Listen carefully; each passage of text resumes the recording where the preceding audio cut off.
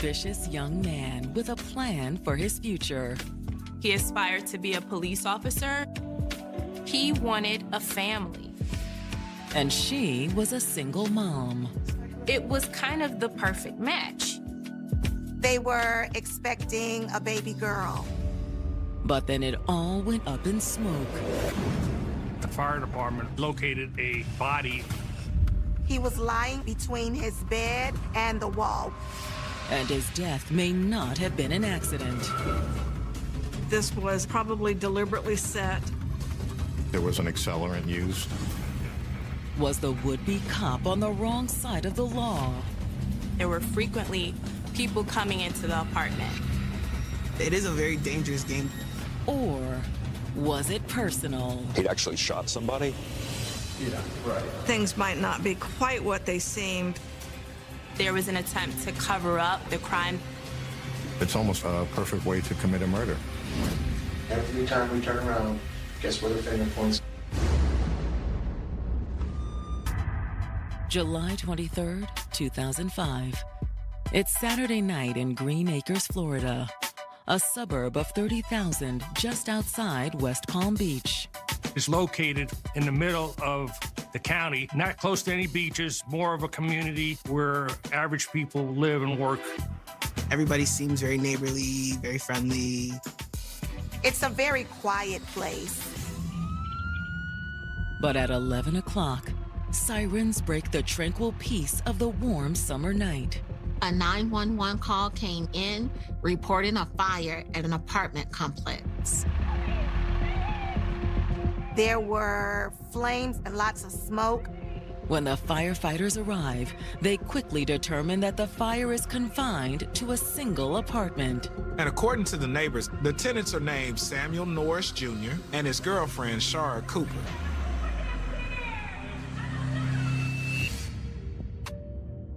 25-year-old Samuel Norris Jr. was known around Green Acres as an outgoing, personable young man.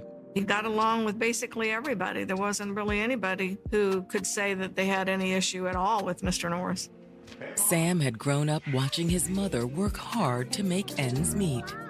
He came from a single mother home, and his mom instilled a strong work ethic in him. He worked at the bus station, he worked at a hospital, and at night he was a bouncer at a club. But his ultimate goal was to become a police officer. That's a true testament of his character. When you want to become a police officer, you have that innate desire to protect and provide. It also meant that Sam had to keep himself out of trouble. To be a police officer, you sort of have to have a clean background and be willing to stay on the right path. And he didn't always walk it alone. Samuel never had a problem with the ladies. That was a department that he had mastered very well. But that didn't mean the aspiring policeman was just a player. Samuel, being the way that he was and the way that he was raised, he wanted a family. He was looking for someone to build a future with. And when Sam met 18-year-old Shara Cooper, he thought maybe he'd found her. Although she was 18 and he was 25, she was very mature for her age. Because she had to be. Well, I was just about to hang out with some friends if you want to tag along. Oh, I wish I could, but I have to go relieve my babysitter. You got a kid? I do. I have a daughter. Shara already had a 4-year-old daughter that she gave birth to when she was only 14 years old. That forces you to mature very quickly. You have another little person who's going to depend on you for everything. But Shara wouldn't be on her own for long. I'd like to meet her sometime. Really? That didn't scare you at all? No, not at all. So they ended up dating and moving in together. And shortly thereafter, they were expecting a baby girl. For Shara, it was a chance to start her life over. She was older now. They were in a relationship. So now bringing another child into the world brings a couple together, makes them closer, and strengthens the bond. And by the summer of 2005, they were looking forward to the baby's arrival. For someone to choose and actively pursue a family life at such a young age, it speaks volumes to their determination and also their willingness to share and compromise with another person. But now, the family's future is in jeopardy as firefighters work to put out the flames in their apartment. They were able to get in through the unlocked front door, and they made their way to the master bedroom. Firefighters have the flames under control within minutes, but it's not soon enough. While they're going from room to room, they locate a body. It appears to be the body of a black male. He was burnt beyond recognition.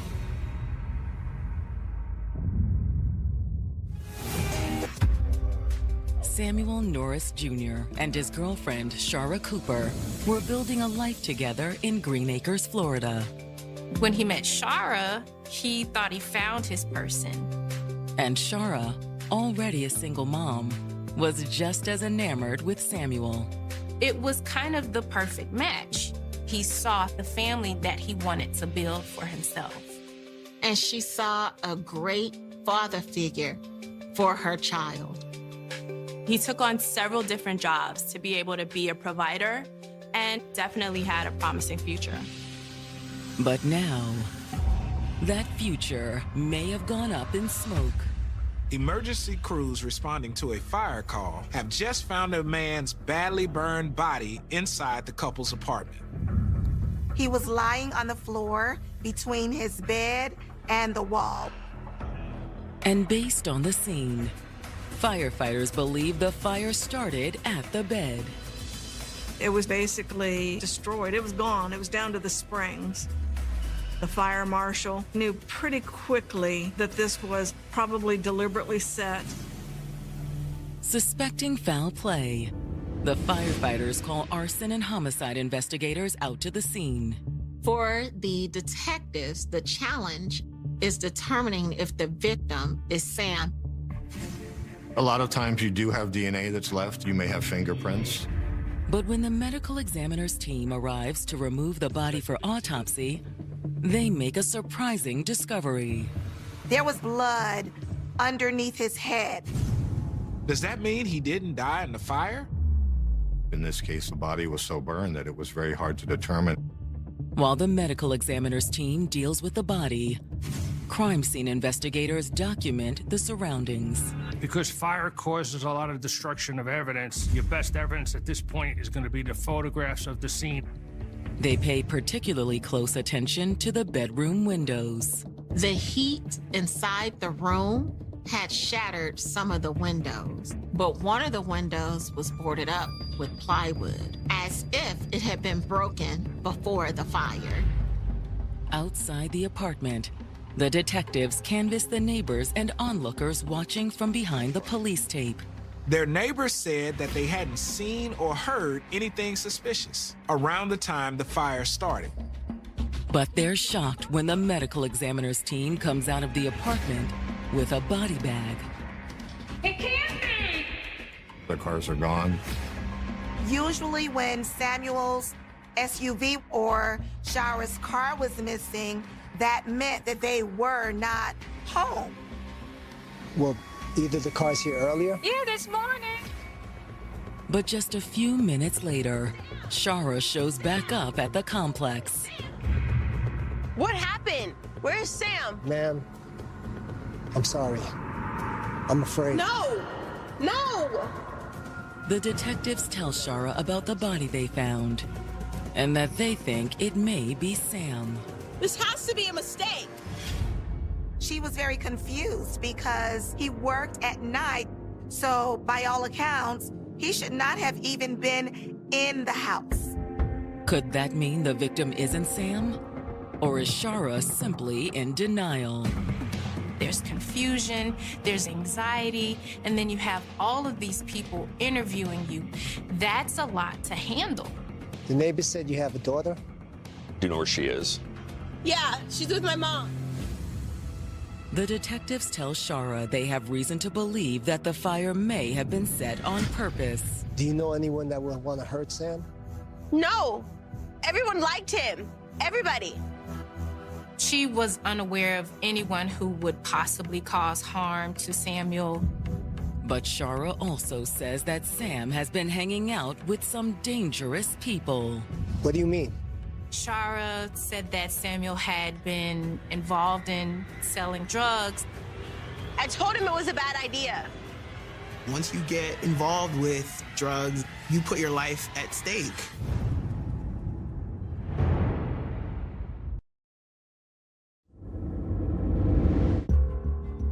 Detectives investigating a homicide in Green Acres, Florida, now believe their victim is 25-year-old Samuel Norris Jr.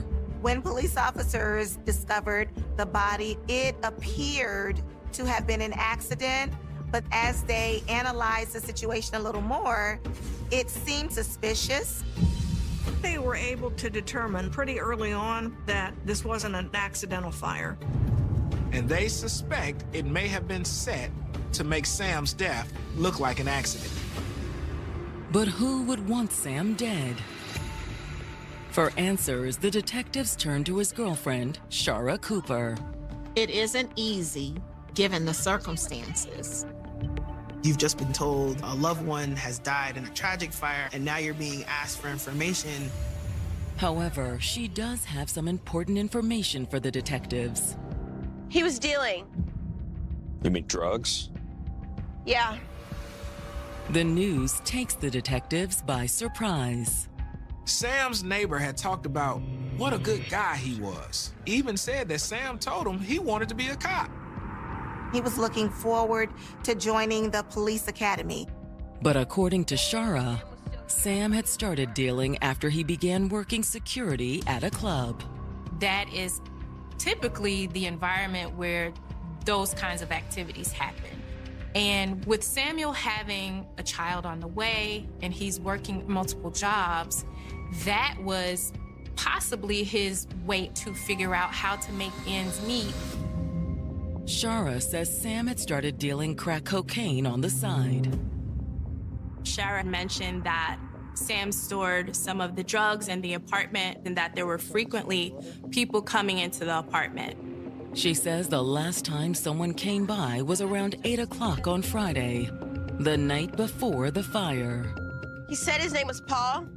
But he didn't try to come in? No.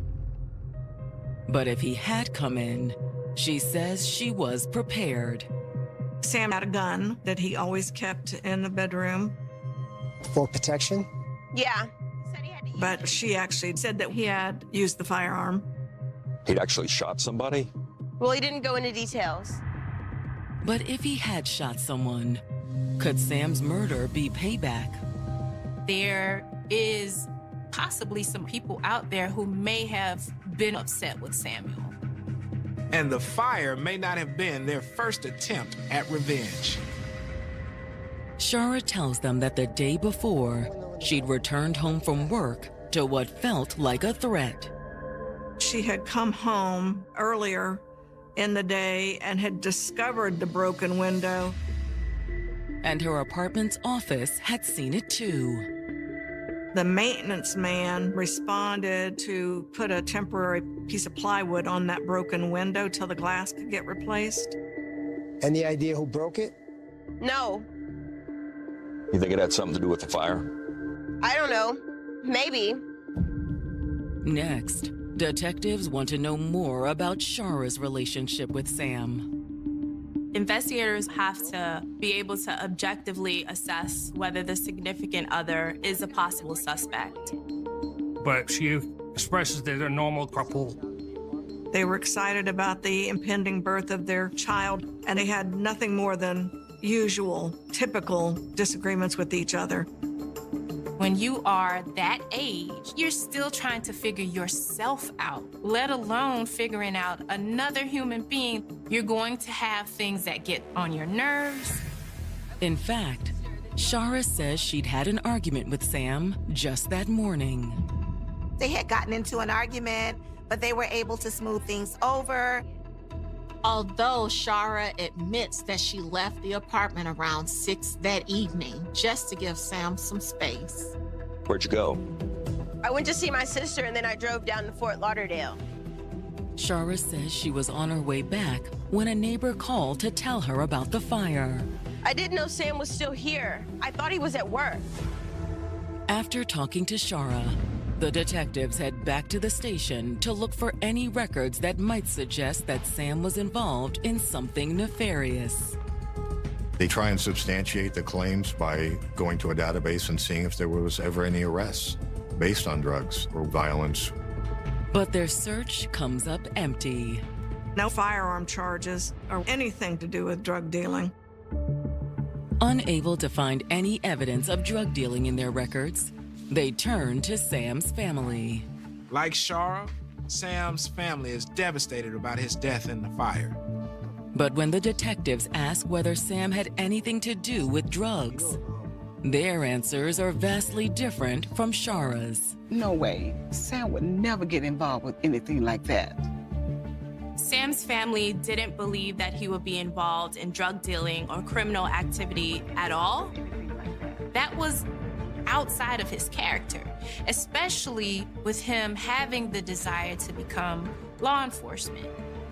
Still, it's possible that Sam had been keeping his family in the dark.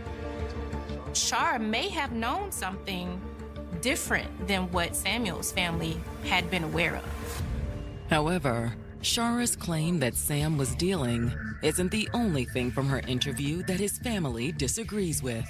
Samuel's family shared with them that the relationship that Shara and Samuel had was not a smooth, beautiful, and happy relationship.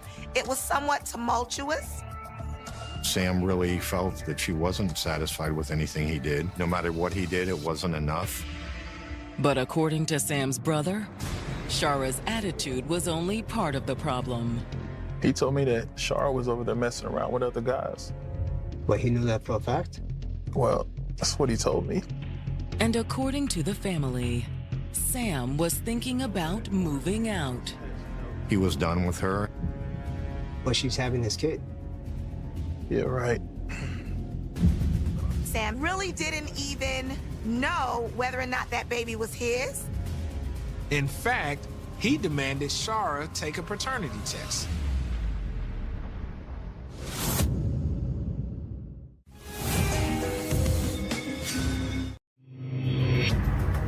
Samuel Norris Jr.'s family has just revealed to detectives that he was on the verge of ending things with his girlfriend, Shara Cooper.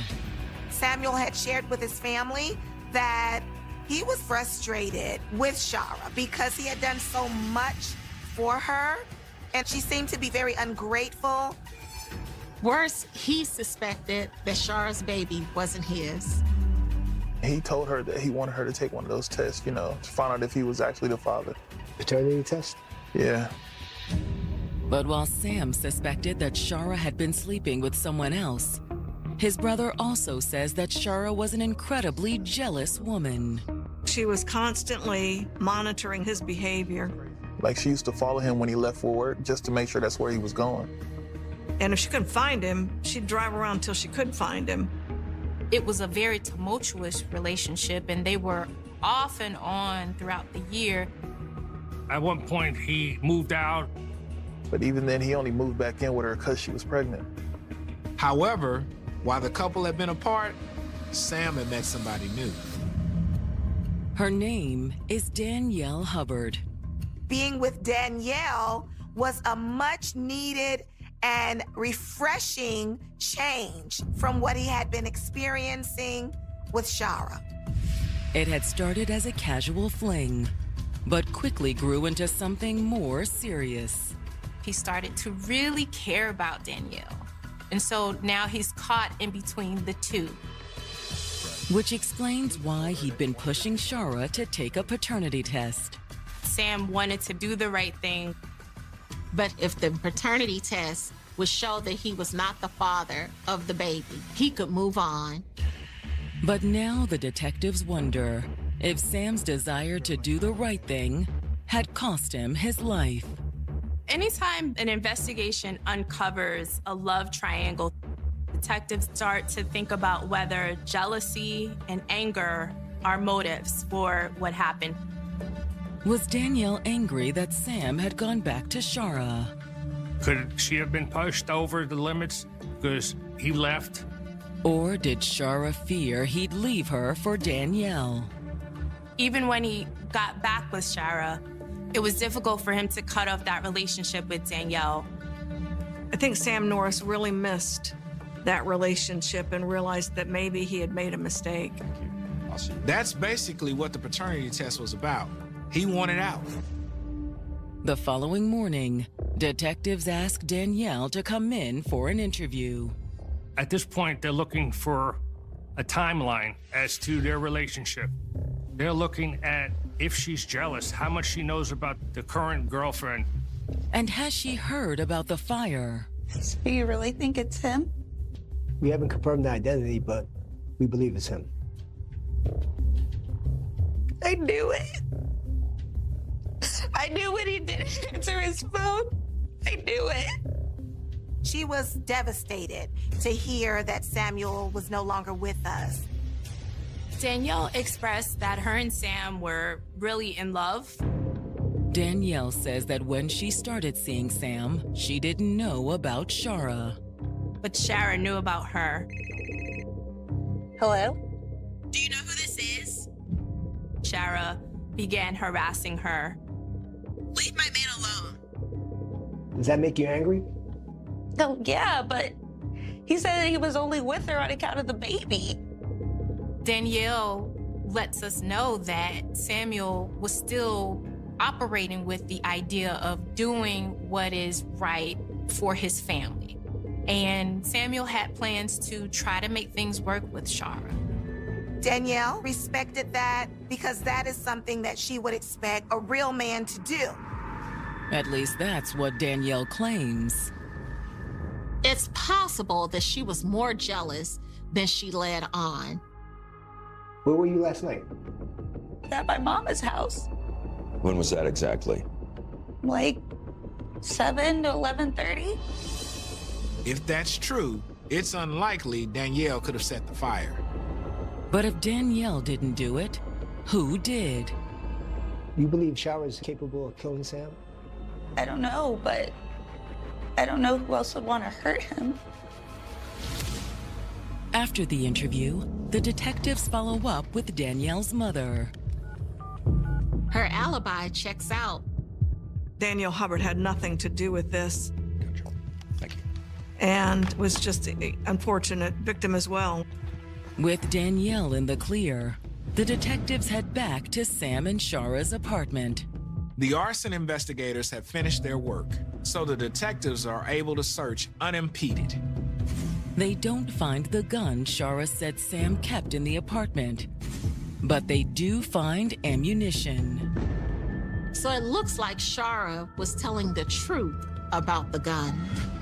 But that doesn't necessarily mean Sam was a drug dealer.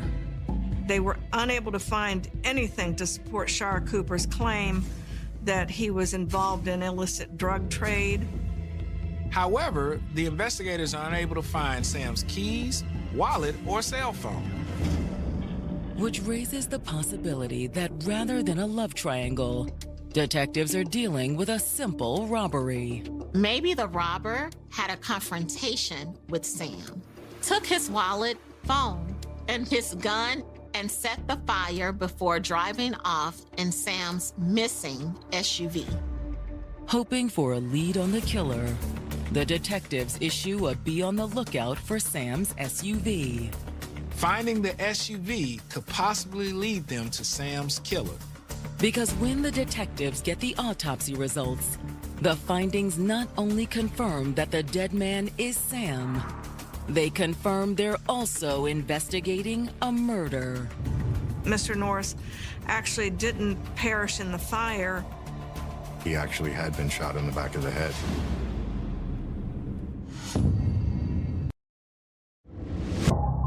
Detectives investigating the deadly fire at the apartment Samuel Norris Jr. shared with his girlfriend, Shara Cooper, have received confirmation that the body in the bedroom was the 25-year-old nightclub bouncer. But despite the severe burns he suffered, the fire did not kill him. Samuel was already dead when the fire was started. He had been shot. During the autopsy, a projectile was recovered from the head of Sam Norris. The bullet recovered from the body is .38 caliber. The ammunition for Mr. Norris's firearm was the same exact type of ammunition. But his gun was missing from the apartment. Which leads detectives to suspect that Sam had been killed while he slept with his own gun. And if that was the case, whoever killed him entered the apartment without waking him and knew where he kept his guns.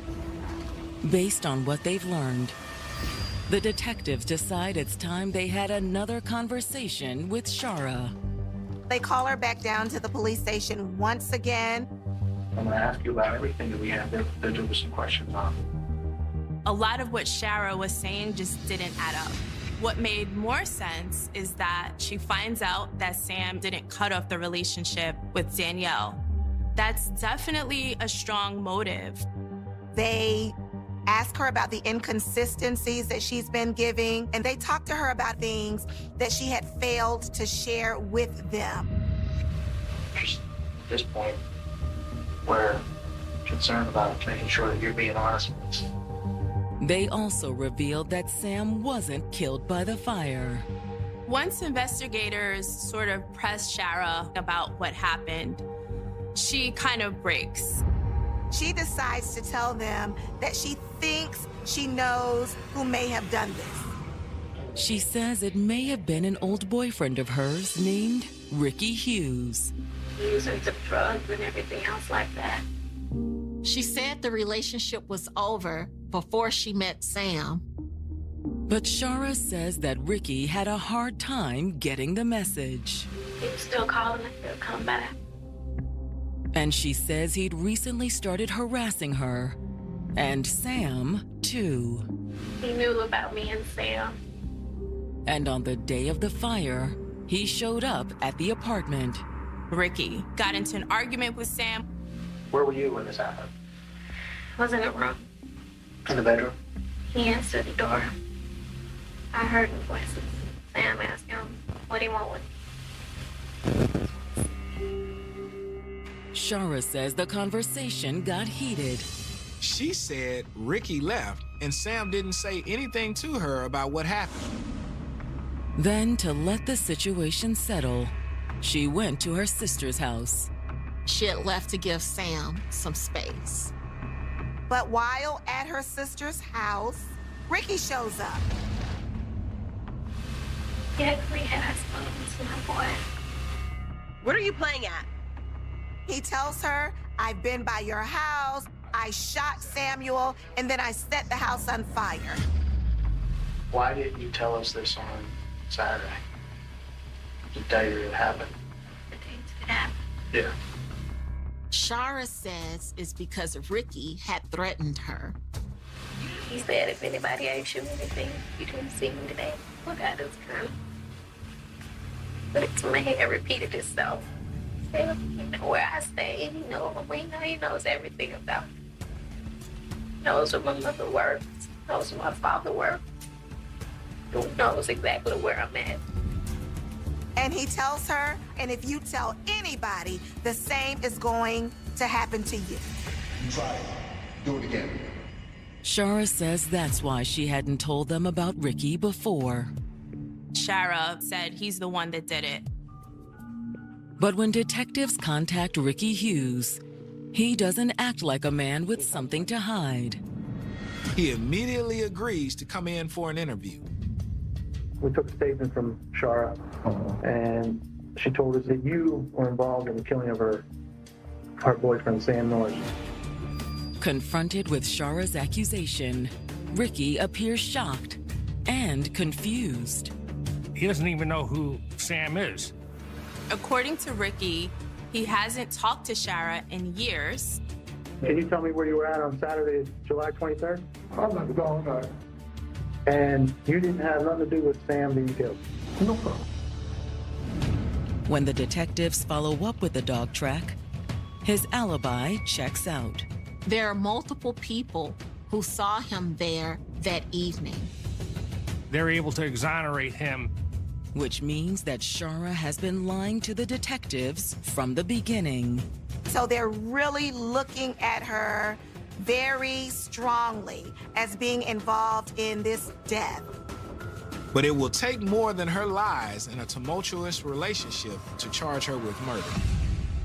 The breakthrough comes more than a month later, when detectives get word that a patrol officer has located Sam's SUV. The SUV was spotted in the parking lot of an apartment complex, about 20 minutes from Sam's apartment. When they locate the SUV, it had been stripped of its rims as well as the stereo system. So they started questioning some of the residents that lived in the apartment complex to see if they can find anybody that knew Shara or Sam. Several people point detectives towards a tenant in the complex, a man named Dominic Glover. Can I help y'all? Yeah, how you doing? Do you know Shara Cooper? Dating her sister. So you have Sam's vehicle that was stolen from the scene, and now we find it at the sister's boyfriend's apartment complex. That vehicle out there belonged to Shara Cooper's boyfriend. I mean, I don't know anything about it. Come on, guy. You don't know anything about that vehicle. But when detectives pressure him, Dominic tells them exactly how Sam's SUV got there. He confessed that Shara had asked him to steal Samuel's SUV. He said, she picked me up and took me to the house and gave me the keys. And she also gave him Samuel's gun.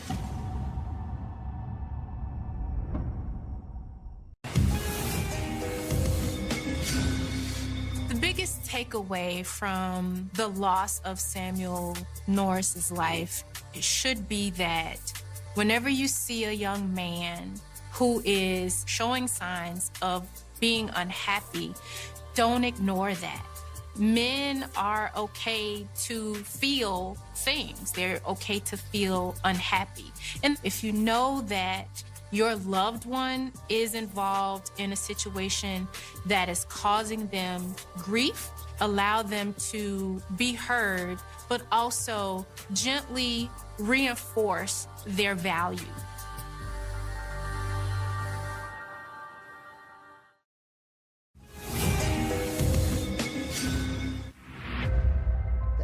Detectives investigating the murder of Samuel Norris Jr. have located his missing SUV and the man who admits he drove it away from the crime scene.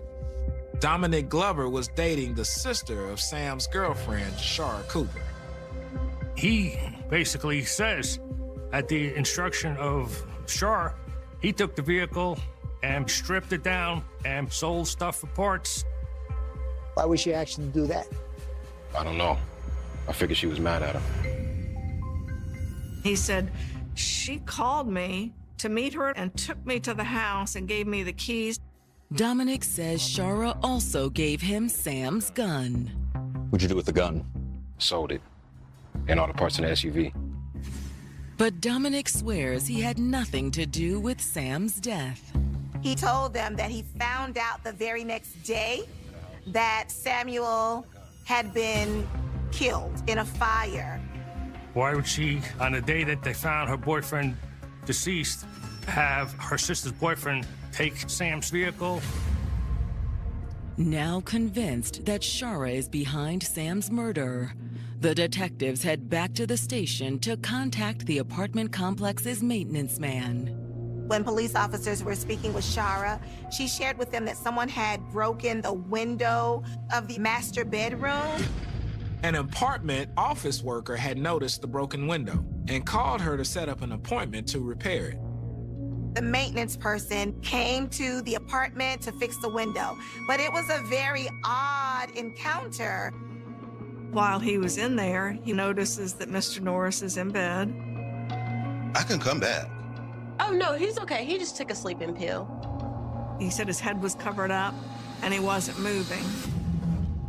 The maintenance man says he had to nail the plywood over the window.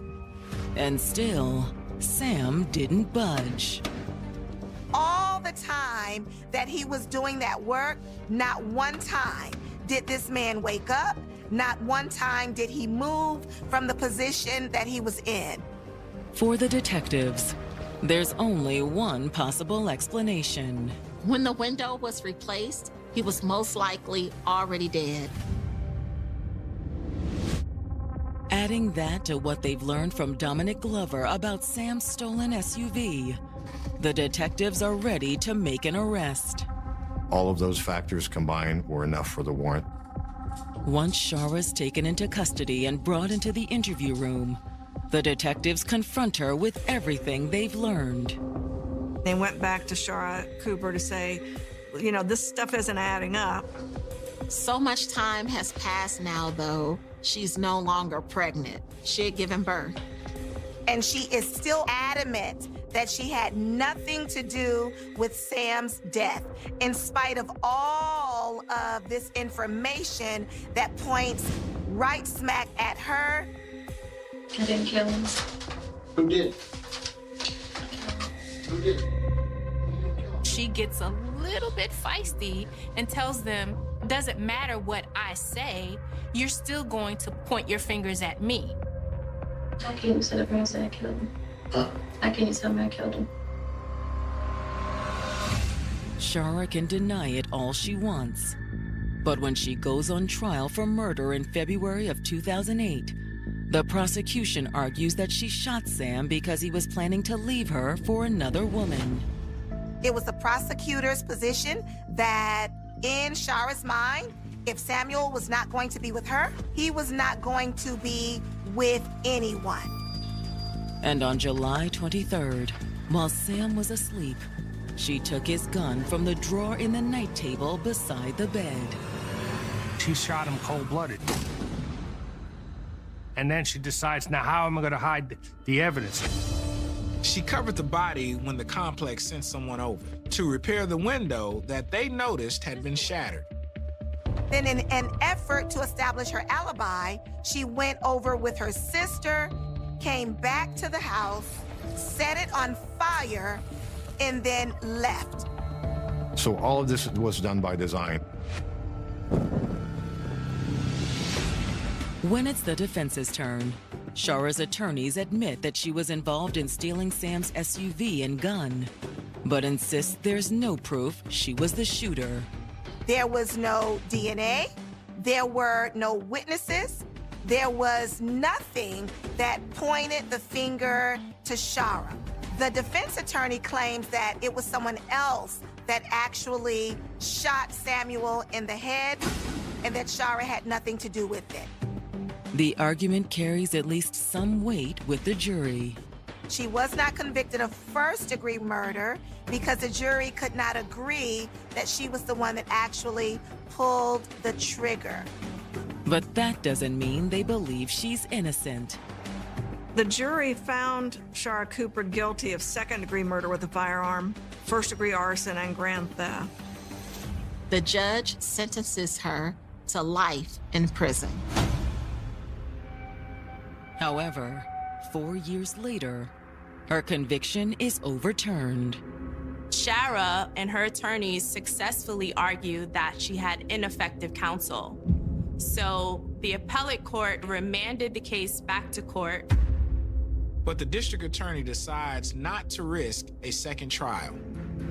The prosecutors decide to approach Shara with a plea offer, and Shara accepts a plea of manslaughter.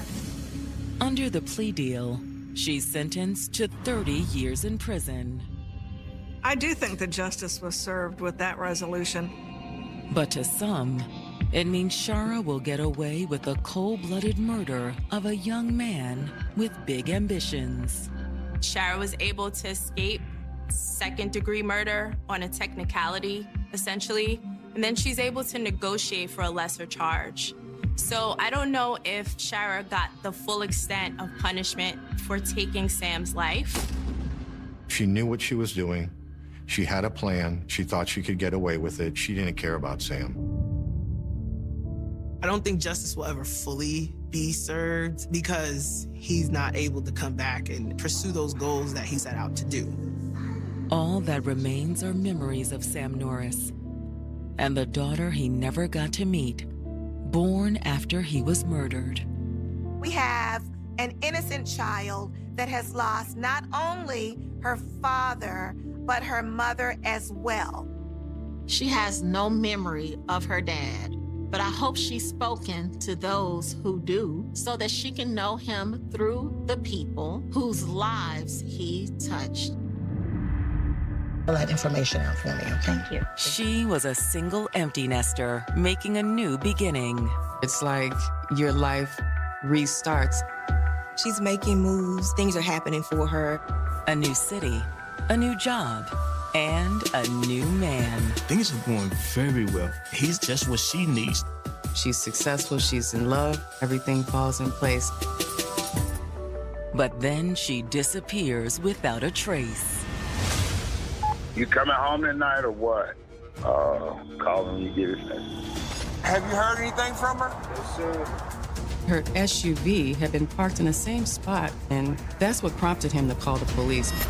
But he isn't the only one worried. Her daughter hadn't heard from her in like 5 days. She was afraid something like this might happen. And the search for answers will reveal why. He served more than 20 years in prison. He had all these years to think about the mistakes that he had made. You just simply can't get away with murder anymore. November 10th, 2020. It's a busy Tuesday in Atlanta, Georgia, where life is just starting to return to normal after COVID-19 turned everything upside down. The shutdown really impacted people and their feeling isolated and their connection to people. And then I noticed that folks were outside, at restaurants like life was normal again. People were still cautious, but people were happy to get back out. And I think it was a big sigh of relief to be back into the world. People started to feel like themselves again.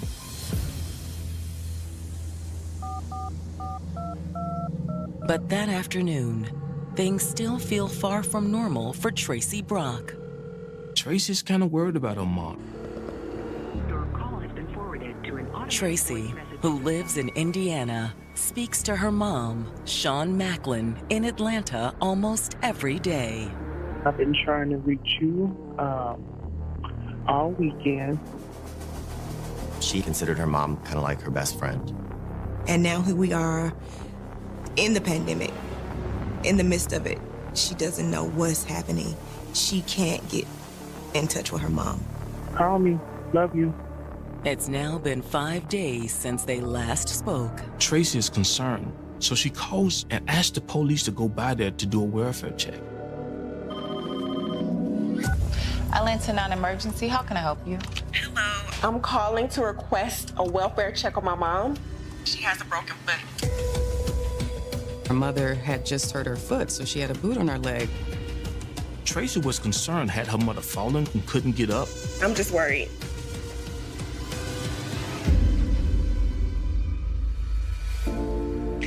"56-year-old Shawn Macklin had spent most of her life serving others. Shawn was a compassionate person. She worked in healthcare. She dedicated her life in a field where she could help others. Folks who work in healthcare love people. They love working with people. But Shawn's greatest love was her daughter. She was there for her family, and she was an amazing mother. Mother and daughter were especially close. She's like her best friend. And once Tracy had moved out and started having kids of her own, Shawn was ready to make a big life change.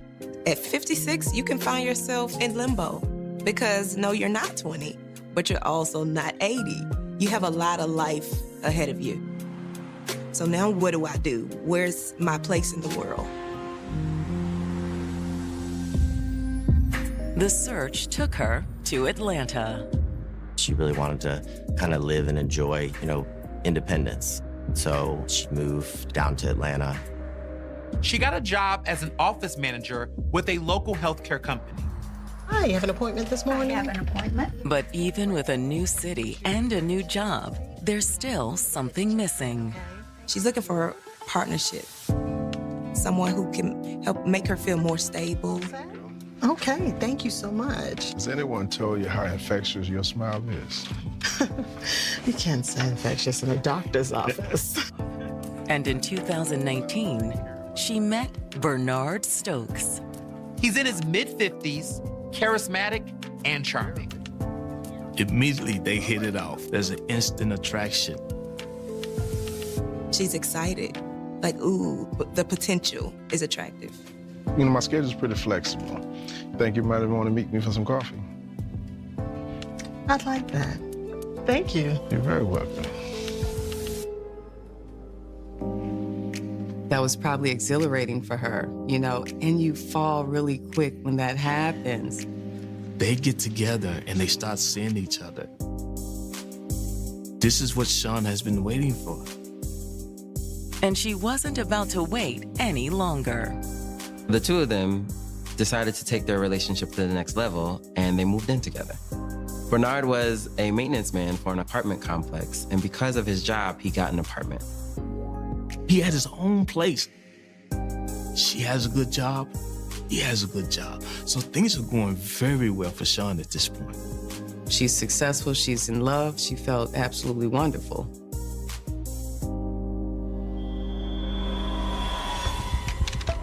Okay. But now Sean's daughter has called the Atlanta police, worried about her mother. When she called, she said that they usually talk every single day, and she hadn't heard from her in like 5 days. I'm afraid she might have fallen. Her mother had recently fractured her foot and was wearing a boot on her leg. With this boot on her foot, it's probably more challenging to move.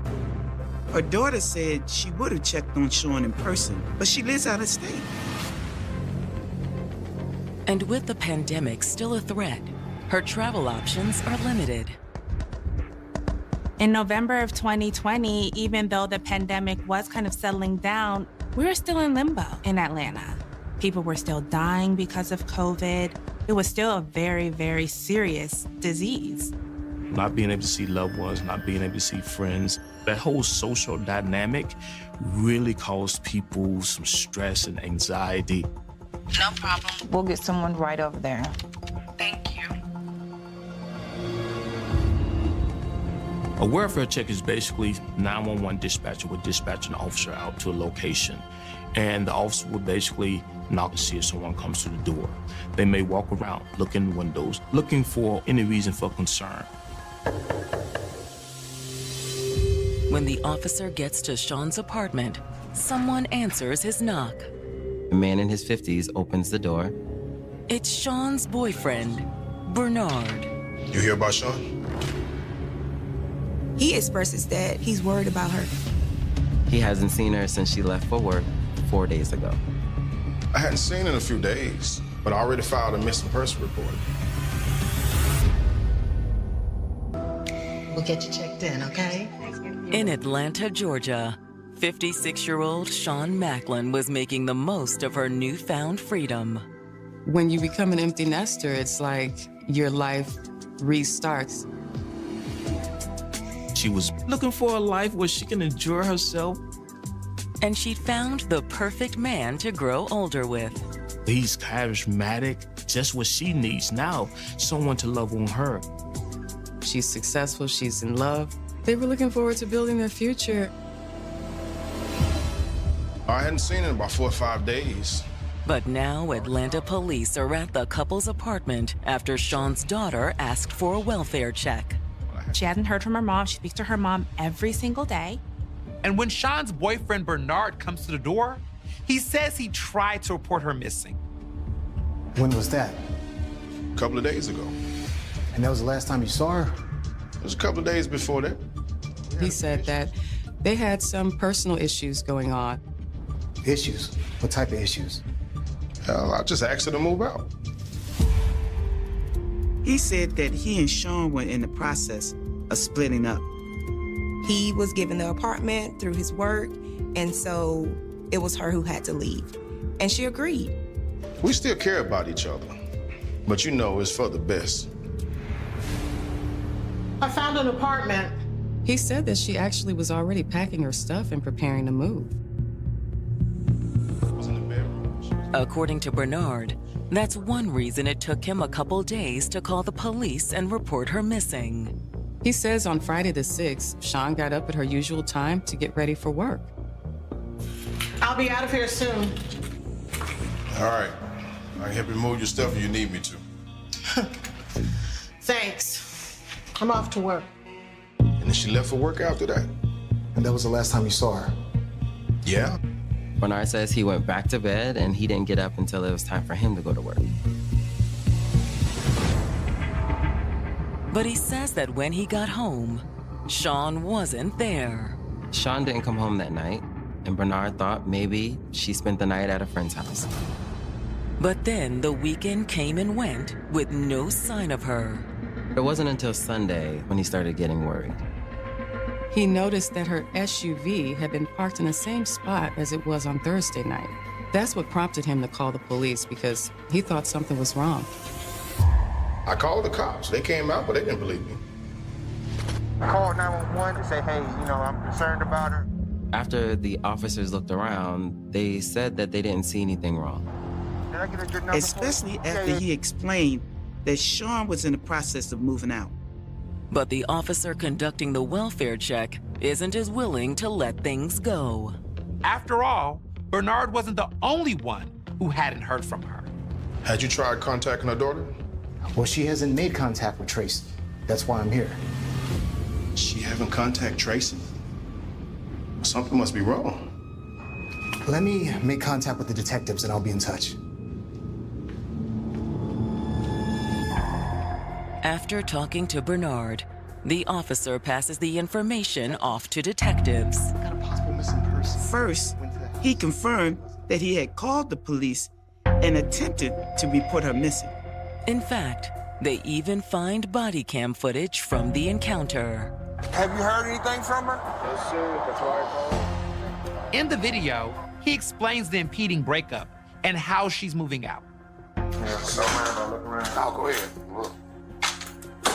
Her stuff haven't moved since then? No, sir. And that was my concern. With little else to go on, the officer's hands are tied. I looked at the arrest record. She's not showing up on that either, as well as any hospital.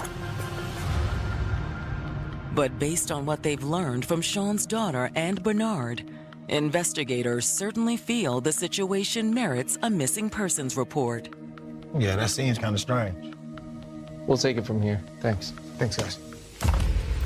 The detectives started by issuing a subpoena for Sean's cell phone records. They know the phone records will show where she's been, if she's used the phone at all. It will ping her location. Then the detectives follow up at the doctor's office where Sean works. Hello, ma'am. Hi, hello, how are y'all? Her boss explains that everyone loves her. She's a joy to work with.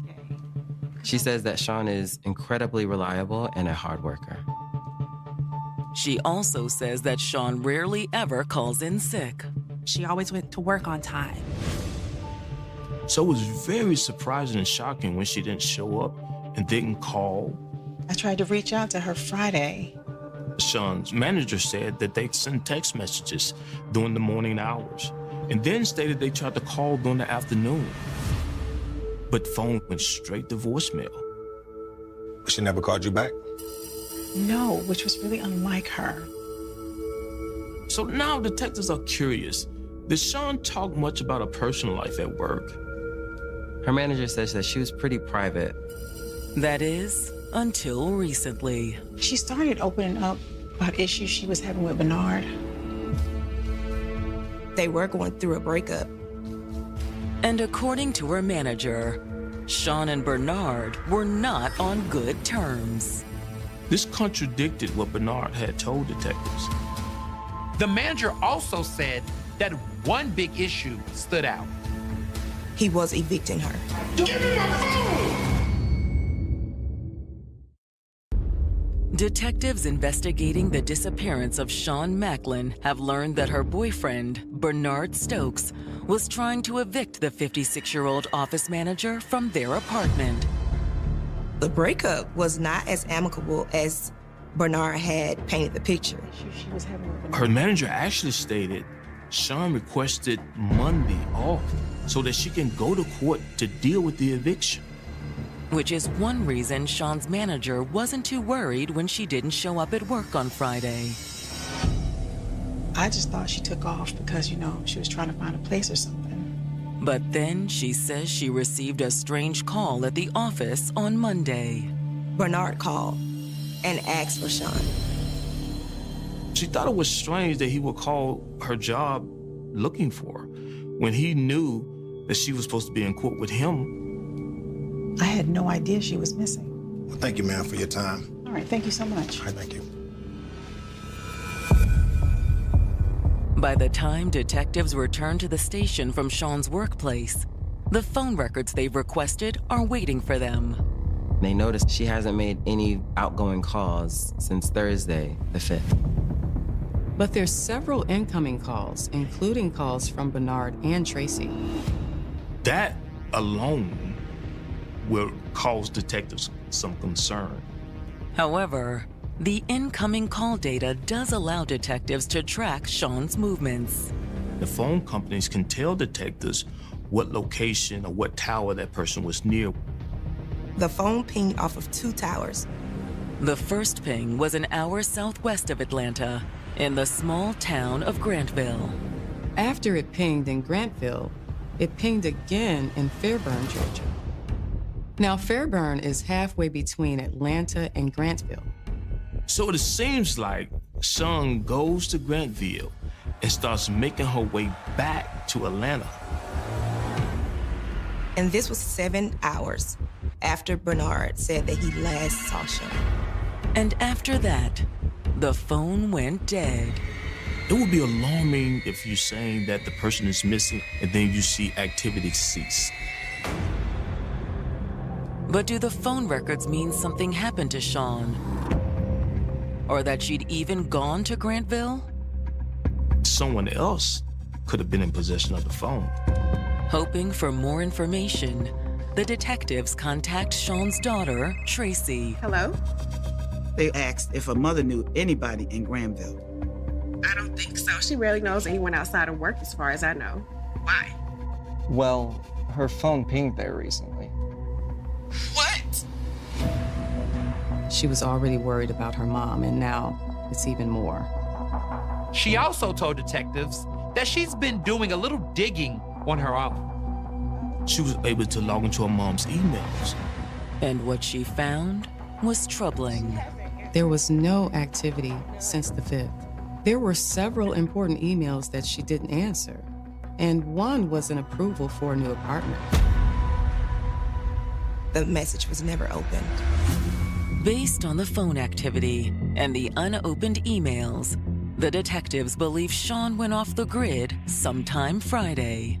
Detectives asked Tracy, was there anyone who would want to harm your mom? And that's when she said she was afraid something like this might happen. What do you mean? Well, I didn't want to say anything to begin with because I was hoping it was nothing. But now, Sean's daughter reveals the awful truth. Bernard was actually abusive towards her mother. Are you sure? Well, that's what she said.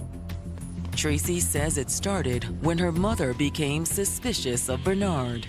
Where he's working as a maintenance man. He'll be in their houses for hours. So Miss Macklin would sometimes find it interesting that these women would want to cook for him. Wanted him to come by just to check. Sean went through Bernard's phone looking for other women's messages and texts. And it turned out that her suspicions may have been justified. He was talking to another woman. The hell are you doing? And when Sean confronted Bernard about it, he turned violent. Give me my phone. Give me my phone. Tracy says that he actually broke Sean's arm. Give me my phone! And allegedly, the boot that she had on her foot was also because of him. Did you ever witness him being violent? No, Have you ever heard him threaten her? not exactly. But Tracy does say that her mother was growing increasingly afraid of Bernard. She even took out a life insurance policy. Tracy also said that her mother obtained a carry permit and got a gun. According to her daughter, that's why she'd started looking for a new place. But she didn't want to leave before having somewhere else to go. I told her just to get out, go to a shelter if she have to. But she said she would be okay. So at this point, Tracy is afraid that Bernard really harmed her mom. The detectives are starting to think so too. All right. Well, thank you so much. We'll be in touch. When they look into his background, they realize that there had been domestic calls made several times to the apartment. Now, when police were called to come to Sean's and Bernard's house, they were all verbal arguments. There isn't any evidence of physical abuse, including the injuries that Tracy claims her mom sustained. But does that mean that what Sean told her daughter isn't true? Domestic violence happens behind closed doors and not always is reported. And in instances where the police will come, nothing will happen because the abuser is so good at hiding and disguising what is actually going on. However, there are some things that Bernard can't hide from the detectives. He has a litany of charges. But what is most shocking is that in 1992, he was convicted of murder. Detectives investigating the disappearance of Sean Macklin have just learned that her boyfriend Bernard has been previously convicted of murder. In the 1992 murder, he killed his roommate. At first, he says he murdered his roommate out of self-defense, thinking that the roommate was an intruder. He told an entire story, how he heard noise, he grabbed a gun, and shot this person by mistake. It might have worked, if not for one thing. I'm leaving. Y'all need my money. I don't have your money. I'm leaving. You're not leaving, going anywhere. How you gonna try to make you? His roommate had a feeling that he was going to do something to him. So what his roommate did was put a recorder in his pocket. And the recorder told a very different story than the one Bernard gave police. They actually had an argument. They were arguing about him moving. This was a dispute over rent. During this argument, he's asking Stokes questions. Why do you have that gun in your hand? What are you gonna do with that gun? And you can hear the gun go off. The recording even captured Bernard attempting to cover up the crime. 911, what's your emergency? Stokes calls 911, tell 911 that he believes that someone was trying to break into the home, and he mistakenly shot this roommate. The tape was more than enough to put Bernard away. He took that case to trial, he lost, and he was convicted. He served more than 20 years in prison before being released on parole. And now that Sean is missing, the detectives wonder if Bernard is making a second attempt at getting away with murder. When he was caught the first time, he had all these years to kind of think about the mistakes that he had made.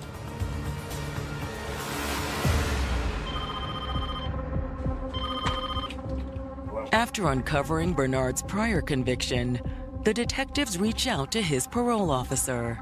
His PO says that since he's been released, he has been mild-mannered and he's trying to get his life together. The parole officer also says that Sean knew about his past. Sean was aware of this murder, and she was trying to help him. She had a loving heart. You know, she wanted to see him succeed. That says a lot about her personality, right? She may have just believed in him, or maybe she wanted really to believe in love that bad to where she would kind of look past even murder. But had her faith in Bernard ended up costing Sean her life?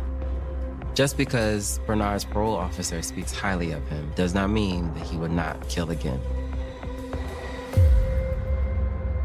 Hoping to find out, the detectives head to Bernard's apartment with a search warrant.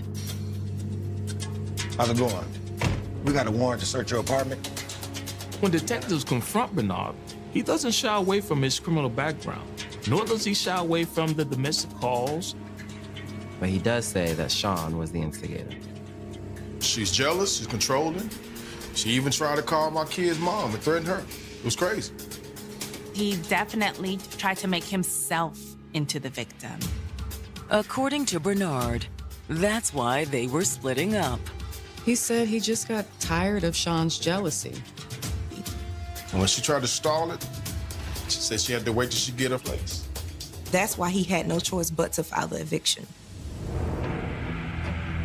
The detectives have their doubts, though. Eviction wasn't the only way to get rid of Sean. So she just left. Yeah. And I'm not lying about her. Look here. He tells detectives he has a video, and you can see how Sean was. He actually recorded the last argument they had. The video is only a few seconds long, but you can hear Sean yelling at Bernard from the bathroom. I don't give a damn. Shit, that's what I'm saying. You do them and take it out on me. I ain't taking nothing out on you. I don't want to take your life out on you. It's your life. You do. And Bernard explains that this is a clear indication that she was alive and well the morning of her disappearance. He says this happened moments before she left for work. But is it the proof Bernard claims it is? And do you know where she went after she left? No. He told him it was none of his business since they were broken up.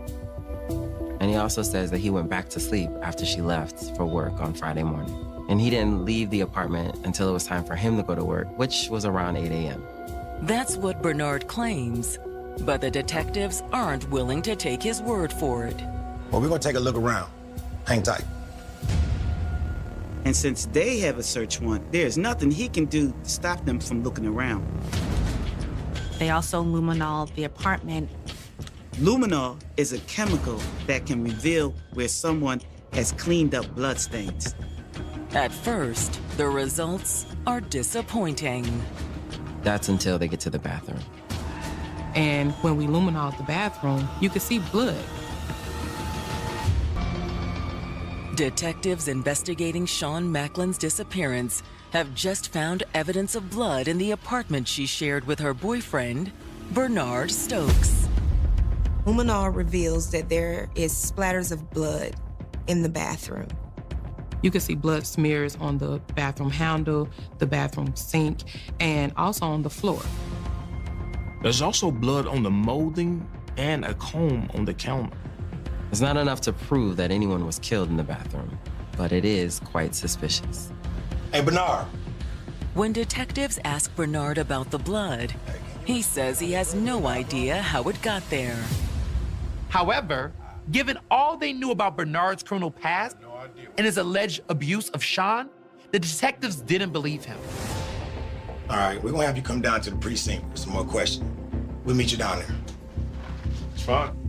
But before they head back to the station, the detectives stop by the apartment complex's management office.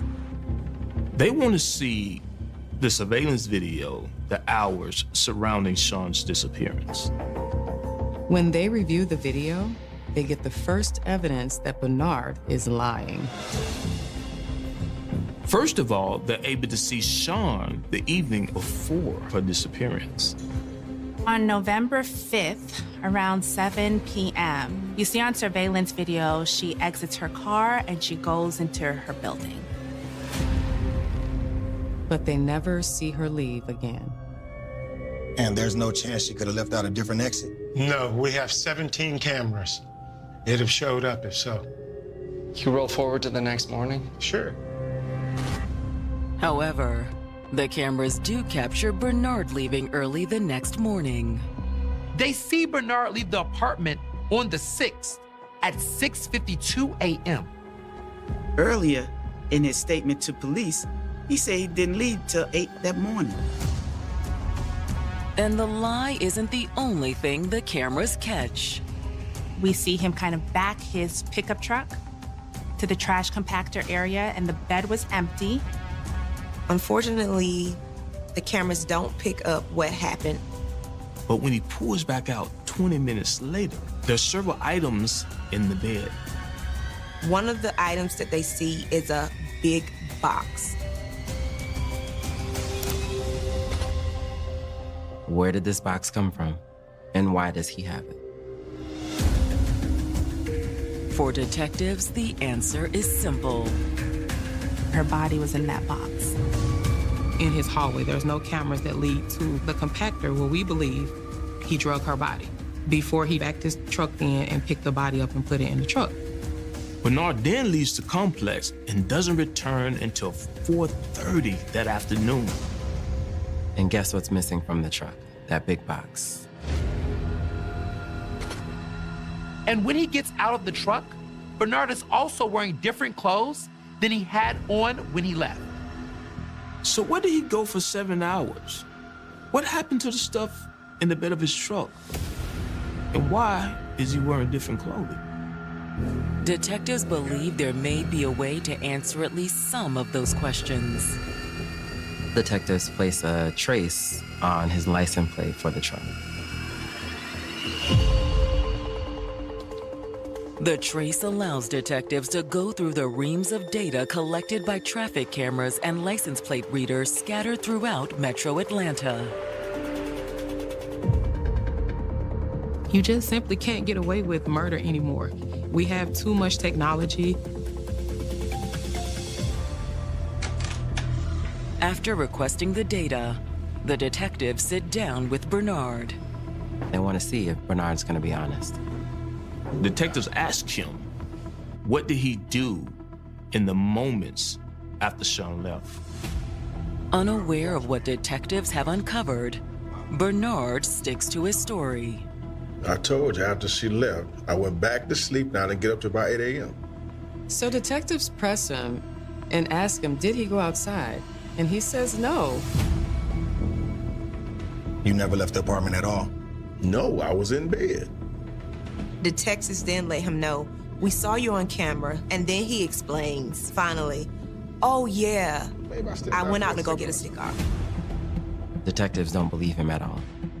So detectives try to appeal to Bernard's compassion. You must have loved Sean. Don't you want to help us find her? Of course. He acknowledges he cared about her and he wouldn't do anything to hurt her. But then he reveals something that is very interesting to police. He tells detectives that he believes Sean and her daughter organized her disappearance. Why would they do that? To get back at me, I guess. He said Sean was mad that he was kicking her out. And you didn't have anything to do with it. That's what I've been trying to tell you. But the detectives are about to call his bluff. So, you don't have a problem taking a polygraph test? And that's when he shuts down. He does not want to talk anymore. It's like I'm gonna need a lawyer.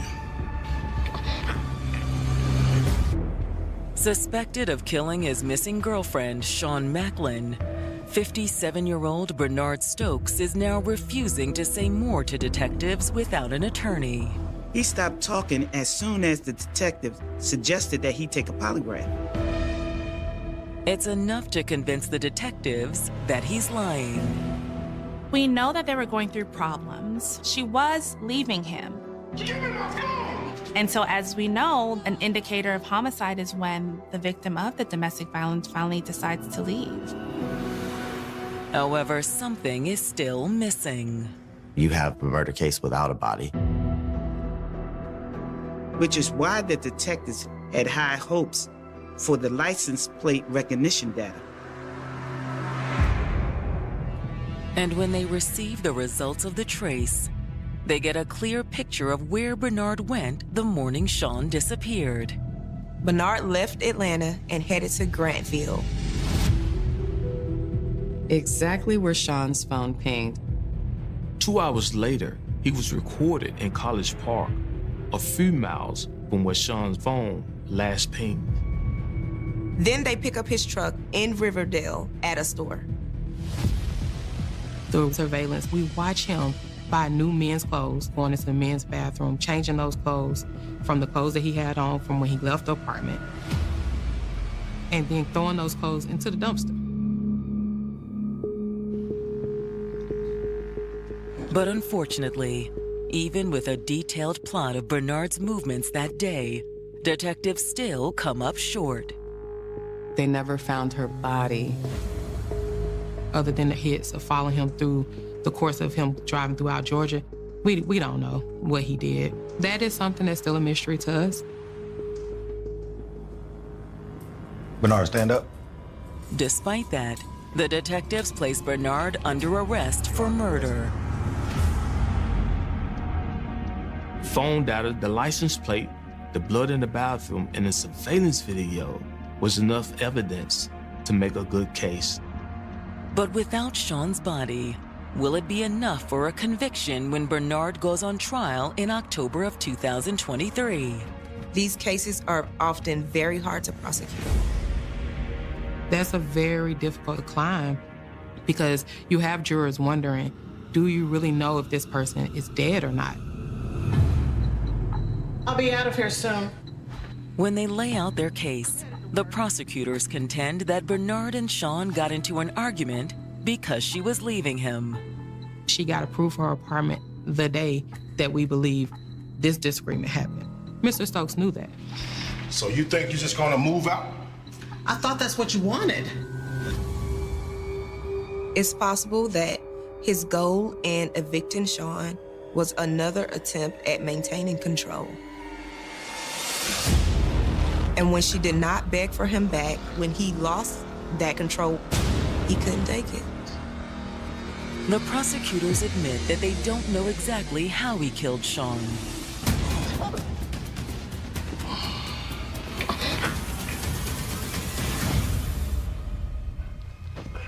But they argue that her body was in the box Bernard hauled away from his apartment the morning she disappeared.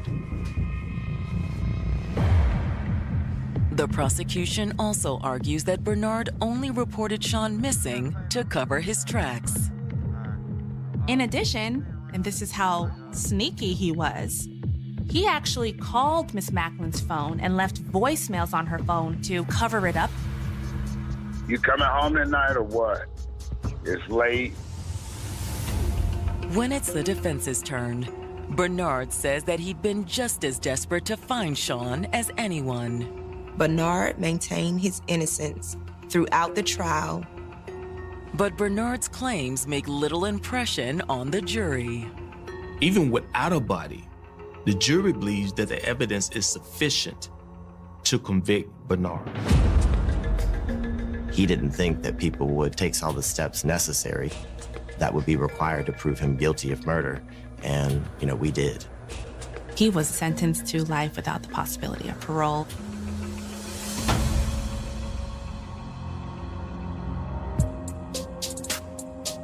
It's a welcome relief to those wanting to see Bernard off the streets. When the judge sentenced him to life without the possibility of parole, it was even better. Because we know that he doesn't even have a chance, like he did for the 1992 murder, to get out and hurt anyone else. But the prosecutors also see Sean's story as a warning to others. Something that stuck with me in this case was that she stayed because she wanted to wait until she was secure enough to leave. I wish she had left.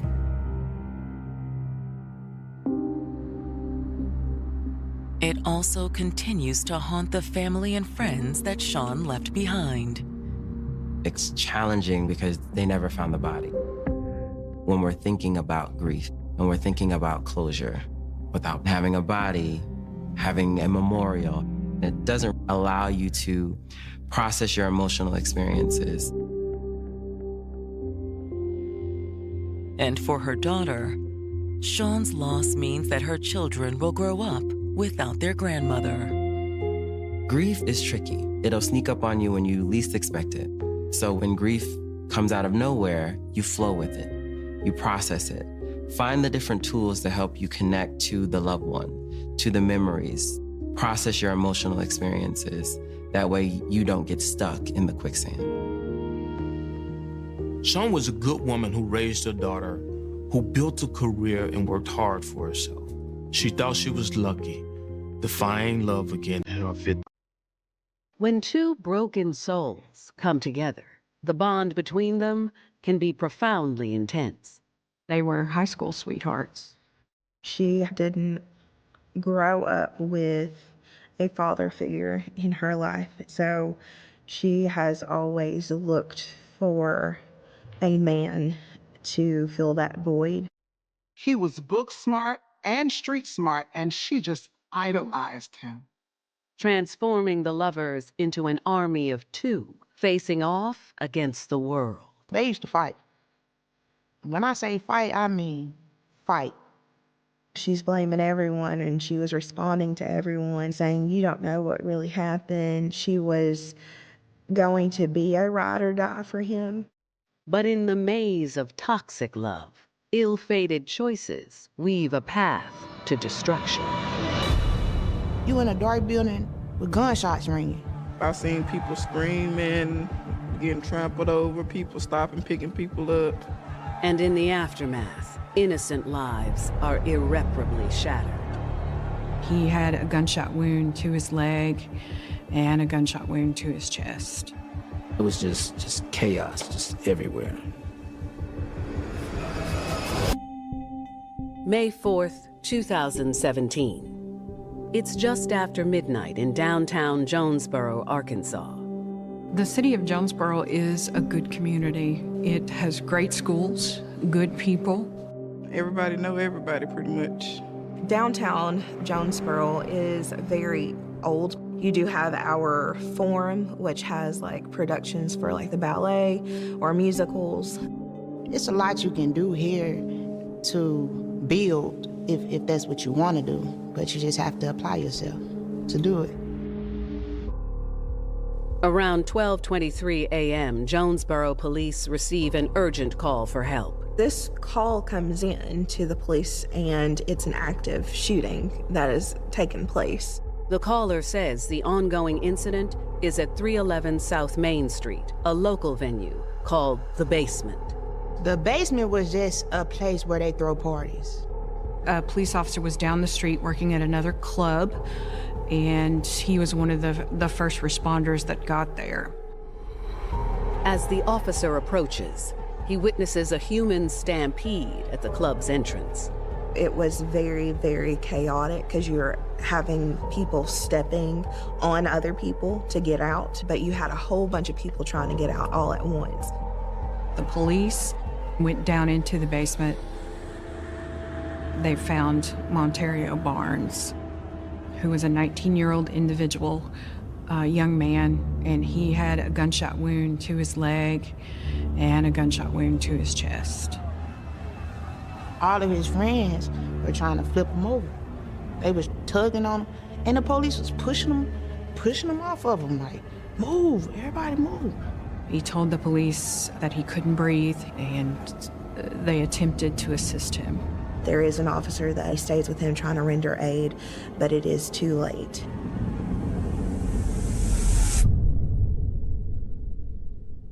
Monterio Barnes died at the scene.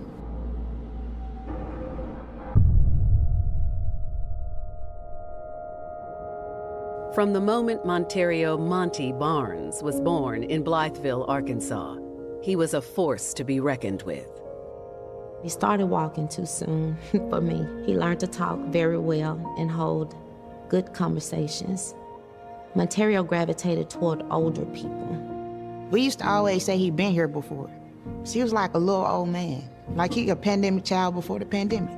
A spike in local crime prompted his family to move. We decided Jonesboro because I was raising a son. They came here to bring their kids here, to go to the schools. While growing up in Jonesboro, Monterio adopted his family's old-school values. I tried to teach them things as far as respect. Just wanted him to grow up and to learn that life will give you what you put into it. Monty's strongest bond was with his sister, who he considered his best friend. Most siblings, like your mom tells you to take your brother with you, and they would grumble about that. She didn't. She liked having Monterio around. Yeah, that was my boy, my right-hand man. Monterio Barnes was the light of the room. He loved his family, he loved his friends. Despite his youth, Monterio embraced the present and kept his focus on future opportunities. He was just so curious about a lot of things in life. He wasn't really afraid to do a lot of things. No one would have guessed that future would become out of reach forever. Monterio Barnes is the first casualty Jonesboro, Arkansas police encounter at the Basement nightclub. The police are trying to figure out if they can find the shooter, for one, and clear the establishment before they can start doing the rendering aid of all those that had been shot. Everybody stepping over each other, people getting walked on, stepped on. You're having to triage, basically, when it comes to rendering aid, who needs help more, those that have gotten stepped on or those who had gotten shot. You can't see nothing. You in a dark building with gunshots ringing. Unraveling the mystery of who killed Monterio Barnes and why will push police and the community they serve to the limit. A shooting in a Jonesboro, Arkansas club left chaos in its wake and 19-year-old Monterio Barnes dead. He choked on his blood on his back. That's how he passed. First responders are now trying to make sense of the frantic scene. They were trying to make sure that, for one, that the shooter is gone, that they aren't going to get shot. I don't think they had enough police officers there quick enough to work the number of victims that they had. But that soon changed. So many people, like panic attacks, it was people that was having seizures, it was people that couldn't breathe, everybody on the phone with their mama. They trying to tell their mama where they at, what happened. It was chaotic. I never seen nothing like it in my life.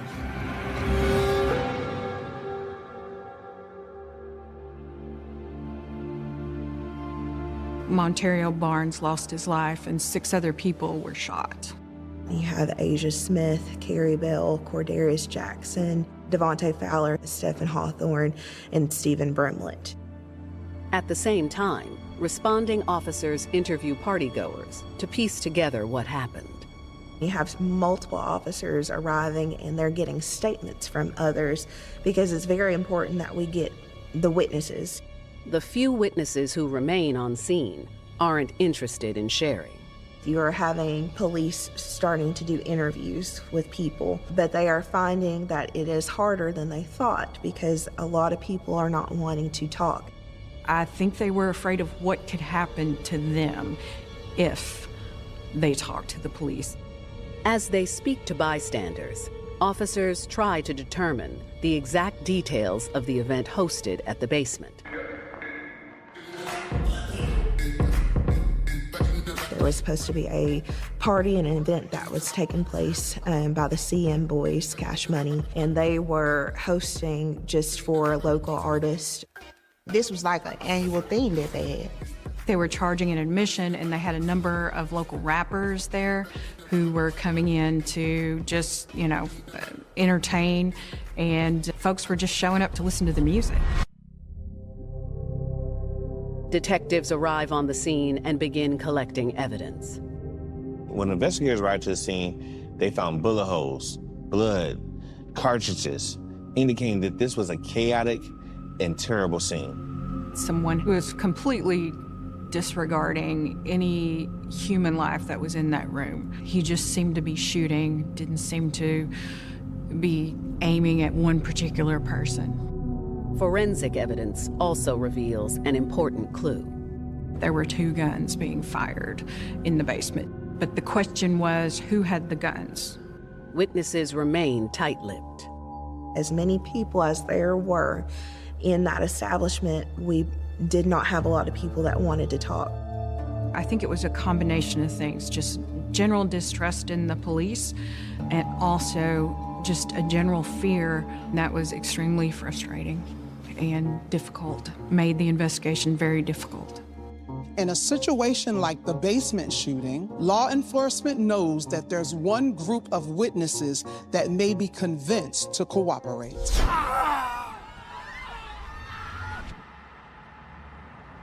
A detective speaks to shooting victim Cordarius Jackson at their bedside. When police interviewed one of the victims, he emphatically insisted that he only saw one of the two shooters.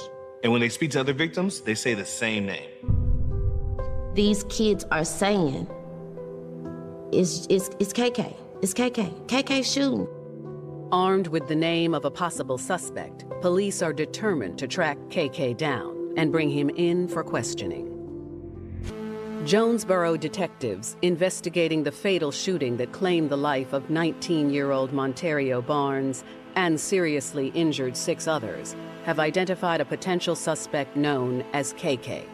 After speaking with victims at the scene, they're hearing the same name, KK. Investigators recognize KK as 20-year-old Calius Lane. Calius Lane was no stranger to police. He had prior arrests for battery, driving under the influence, criminal trespassing, theft, drug possession, and parole violations. And KK is also known to be associated with a local group involved in illegal activities. Calius Lane, Chauncey Thomas, Deja Giles. So it's what we would call a group, but they did participate in criminal activity. For example, they were robbing drug dealers. I mean, the perfect person to rob, because that person doesn't want to get involved with the police. But a number of times, these individuals were winding up shot or deceased. Police are questioning if the melee at the basement is tied to organized criminal activity, but witnesses remain silent about any affiliations, except for one. The one thing everyone interviewed agreed on was that Monterio Barnes had no drug connections. As word spread about Monterio's death, tributes from friends poured in, while various accounts of the incident circulated online. There was a lot of chatter about the basement on social media, particularly Facebook. You know, making posts about this, making a post about that, because my daughter and my son, they were very well known. Monterio's friends was posting and commenting on what went on that night, but they weren't the only ones. Detectives monitoring social media for leads noticed one vocal individual from the group closely tied to the suspects, Deja Giles. There are Facebook messages that are made about the shooting, and Deja is also making comments back to people on Facebook. So there is a conversation that is going on, and Calius's name is getting pulled up. Then Deja posed, "Oh yeah, I brought a gun in through my crop top, under my crop top." That post stood out to police right away and put Deja on their radar. And in fact, it gave them another lead. They actually told on themselves because they couldn't stay off social media.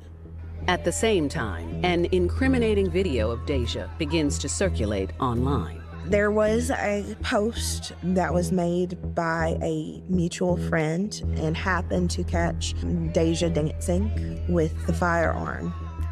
She does take it down, but of course it's on Snapchat and somebody screenshotted it and it was still out there. Then, another video reaches the police through an anonymous tip, directly linking the shooting to their suspect, Calius Lane. There were people just videoing themselves or videoing who's all in the establishment, and it happened to catch the actual shooting. And as it's slowed down, you can clearly see that it is Calius Lane that did shoot. The detectives took the video and slowed it down to get still shots from the video. From there, they see Calius Lane wearing white pants and no shirt, firing a handgun. He was completely disregarding any human life that was in that room. He just seemed to be shooting, didn't seem to be aiming at one particular person. It is a nightclub, and I will say it was dark, but when you're having also strobe lights and white pants, you're going to be recognized. Armed with the video evidence, police move to arrest Calius Lane and Deja Giles, but they are nowhere to be found. Police release their names to the public and offer an award for any information about their whereabouts, instructing people to call the Jonesboro Police or Crime Stoppers. It was more difficult to find KK and Deja because they had fled the state of Arkansas. Detectives turned their attention to other associates captured in the video. We identified the individuals who were in that video, and we began to confront people one at a time. Investigators tracked down a known associate of the suspects, Chauncey Jigga Thomas, and his girlfriend, Natalie Johnson, and bring them in for questioning, placing them in adjacent interview rooms. The initial picture that was painted of this shooting was that both KK and Jigga, which is Chauncey Thomas, were involved. We know that there were 2 guns being fired in the basement. So there was a lot of evidence and a lot of unanswered questions about who was shooting other than KK. She's saying to the police, you already know because you have video of it. I'm trying to clear my baby daddy. He didn't do anything, but without trying to say it was Calius. No one in the inner circle actually want to say that it is Calius. Detectives focus on Chauncey, but after 5 hours of questioning, they come up empty. Chauncey has kind of been this entire time, I don't really know what's going on. He does not want to assist in helping his best friend basically get in trouble. Officers decide to confront Chauncey with the video of the shooting. He could not, at that point, basically dispute anything. There's nothing that anyone could dispute when it was on camera that he was shooting. Chauncey Thomas is looking at a murder rap of his own if he does not cooperate with the police. So he finally begins to tell the truth about that night and his role with KK. As they dive deeper, they learn that Calius and Deja are more deeply connected than people realized. She bought the gun, she helped him flee, and she's deeply entangled with the whole thing. They were in a relationship. Jonesboro, Arkansas detectives have video evidence showing Calius Lane firing into a packed dance floor, killing 19-year-old Monterio Barnes. But before they can be arrested, Calius and his girlfriend, Deja Giles, have vanished. From the law enforcement perspective, it looks like they are fleeing the jurisdiction. Since the authorities were unable to bring Deja and Calius in, they turned their attention to Chauncey Thomas, who was also caught on video during the shooting, to press for more information that would also help them apprehend the couple.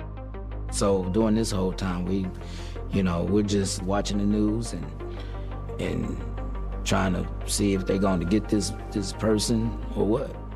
Police closely monitor Deja's social media accounts in the hopes she reveals the couple's whereabouts. Deja's socials does not show where they are, but they do show that she's doing damage control and scrubbing anything that may implicate her man in the killing. So she's just trying to figure out who has the video and trying to defend Calius, and at the same time, they're on their way to Texas. It turns out Deja's been running her whole life.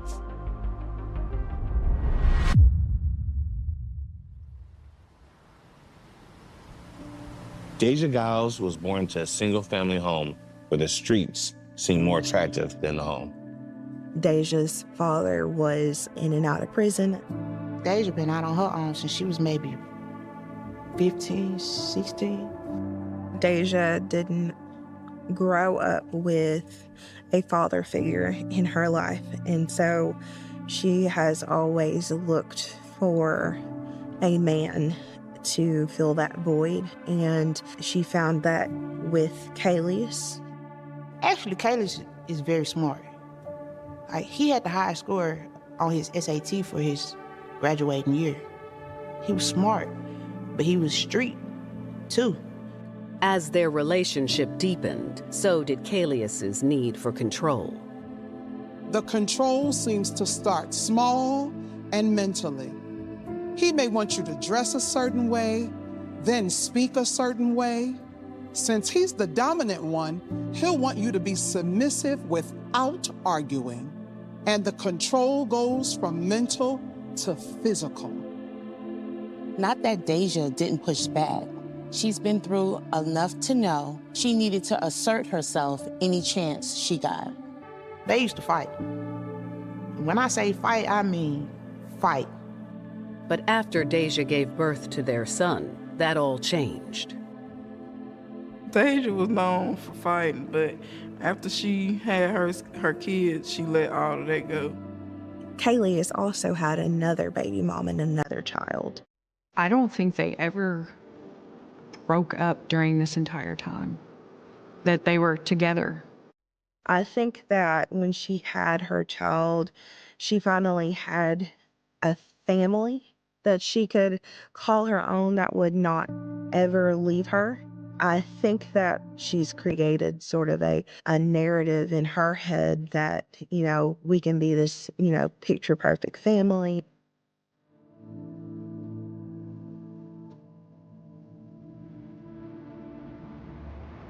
Police know it's only a matter of time before Deja and Kalius resurface. Meanwhile, as they re-interview witnesses and Chauncey Thomas, a clearer picture of the night's events begins to emerge. You are having some eyewitnesses that were just because they know that Monterio didn't deserve to die and they were going to tell the truth. There was more questions the detectives had or the prosecutor had, you know, as far as the case was concerned. The number one thing for me was, where did the gun come from? The detectives know that Deja admitted on Facebook that she hid the gun in her crop top. What they want to find out is how did she get the gun in the venue that had a no weapons policy. They were intentionally screening folks at the door for weapons. The security there were just checking some of the kids that were coming in. I don't think they were patting down the ladies. After speaking to the witness, police discover that there was another gap in security. So there was a gentleman in a wheelchair that had to go to the back entrance. It was an old building, didn't have any real handicap access, and he came in without going through security. On his wheelchair, he had a backpack that other partygoers said that he had, that they believed to have had firearms in that backpack. Now, with a clearer picture of how the shooting went down, detectives zero in on the why. What was going on? What was the reason for the fight that started this whole shooting in the first place? Detectives review both previously obtained and new witness statements and zero in on the same key information. Many of people that police spoke to mentioned the event that happened earlier that night. They all said it seemed to involve a man named Devontae Fowler, a high school friend of Monterio Barnes who had gone with him to the club. There was a beef that happened with the person that my son was with that night. All I know is that Devontae Fowler, call him Woo Woo, he had a disagreement with those guys about something. It's two fights. One before the club, one during the club. We do know that there was a fight that ensued between Devontae Fowler and Stephen Brimlett, and that Stephen got knocked out by Devontae. Stephen Brimlett and Chauncey Thomas were friends. And after that, he was telling everyone that he was going to knock Woo Woo out in retaliation. Chauncey was going to just fight Devontae. Like we were gonna brawl it out, but no gun stuff. Monterio Barnes wasn't a part of any of this. He wasn't on hand for the first fight, and he had no skin in the game for the second fight. Munchie didn't have no problems with nobody. Like, he didn't beef with nobody. He never been in a fight before. Never. Detectives determined from witnesses' accounts that it was KK's idea to take the fight to the next level, and Deja was willing to help. Kalius brought a gun to a fist fight. I don't know if it was alcohol-induced or what, but he's the one that decided to shoot. Once KK decided to bring weapons into it, he had to get them past security, and that's where Deja got involved. She helped him sneak the gun in.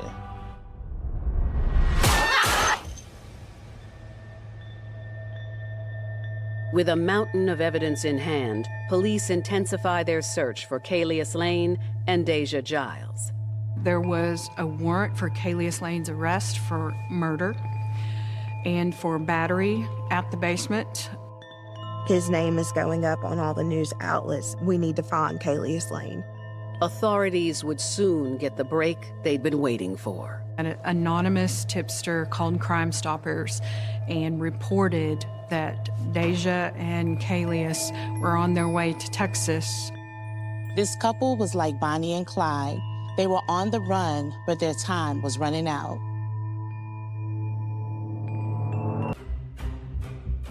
Days after the death of Monterio Barnes, police are zeroing in on the location of the shooter, Kalius KK Lane, and his girlfriend, Deja Giles.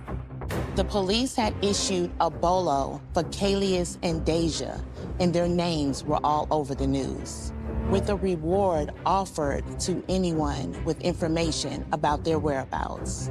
The police didn't have any information about their whereabouts until a tip came in that they had escaped on a megabus. They were taking the megabus to North Texas. Deja's mother lived in Texas near Dallas, so that's probably why they're headed there. They were staying in an abandoned house for a whole day. My homegirl, she knew exactly the exact location, like the exact address. So she hit me up. Do you think Deja gonna go to Texas? I'm like, oh yeah, that's exactly where they going. She like, well, I got the address. She talked to the police. They went straight and got him. I don't even think it was a full 24 hours that he was picked up. Remind you, they had to get there, so the house was vacant. They didn't even have water. They were staying like savages because it was a vacant house. After just a few days on the run, Deja and Kalius are apprehended.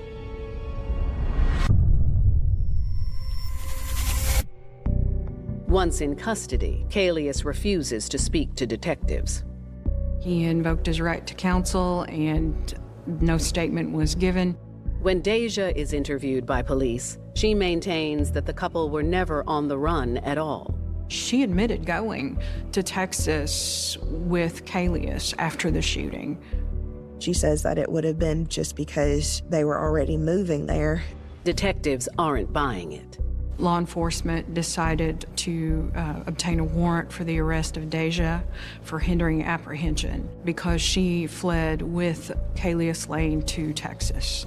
Kalius Lane is charged with first-degree murder. I'm thinking they got Chauncey and they got KK. They got the two guys involved in the shooting. Now we're going to be able to go to trial and get the ball rolling on this whole thing. The prosecutors have a lot left to iron out in order to secure convictions.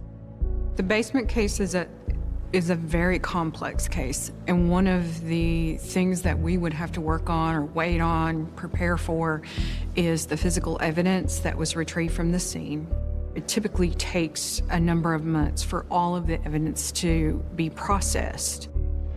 Throughout the investigation, one piece of the puzzle has remained out of reach: the identity of the other shooter.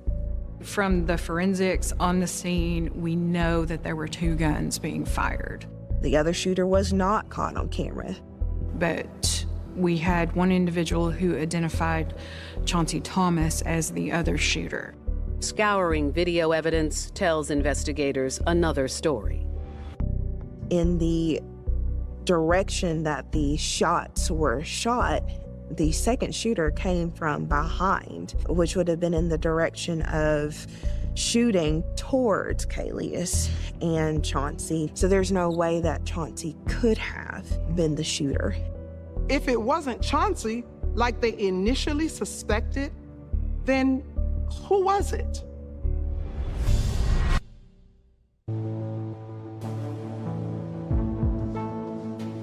After many, many months and interviewing many, many witnesses, we had a witness come to us and say that the security guard was the shooter.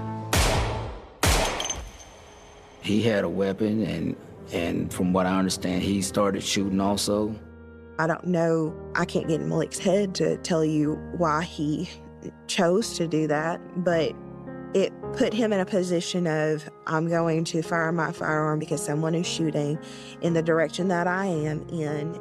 After considering all the facts and evidence, Malik was not charged because the decision was made that he was acting in the defense of others.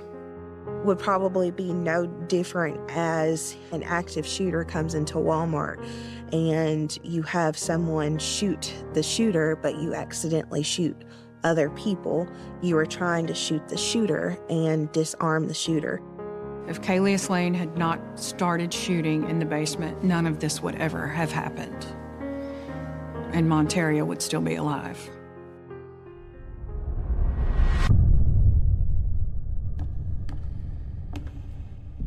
Now, the key to holding Kalius Lane and Deja Giles accountable for her part in the killing lies with those closely associated with them. Chauncey Jigga Thomas was set to be the star witness. The prosecution had already pled Chauncey Thomas, and within his plea, he pled to hindering apprehension, and he received 60 months unsupervised probation for that. And part of his plea was that he would have to provide truthful testimony.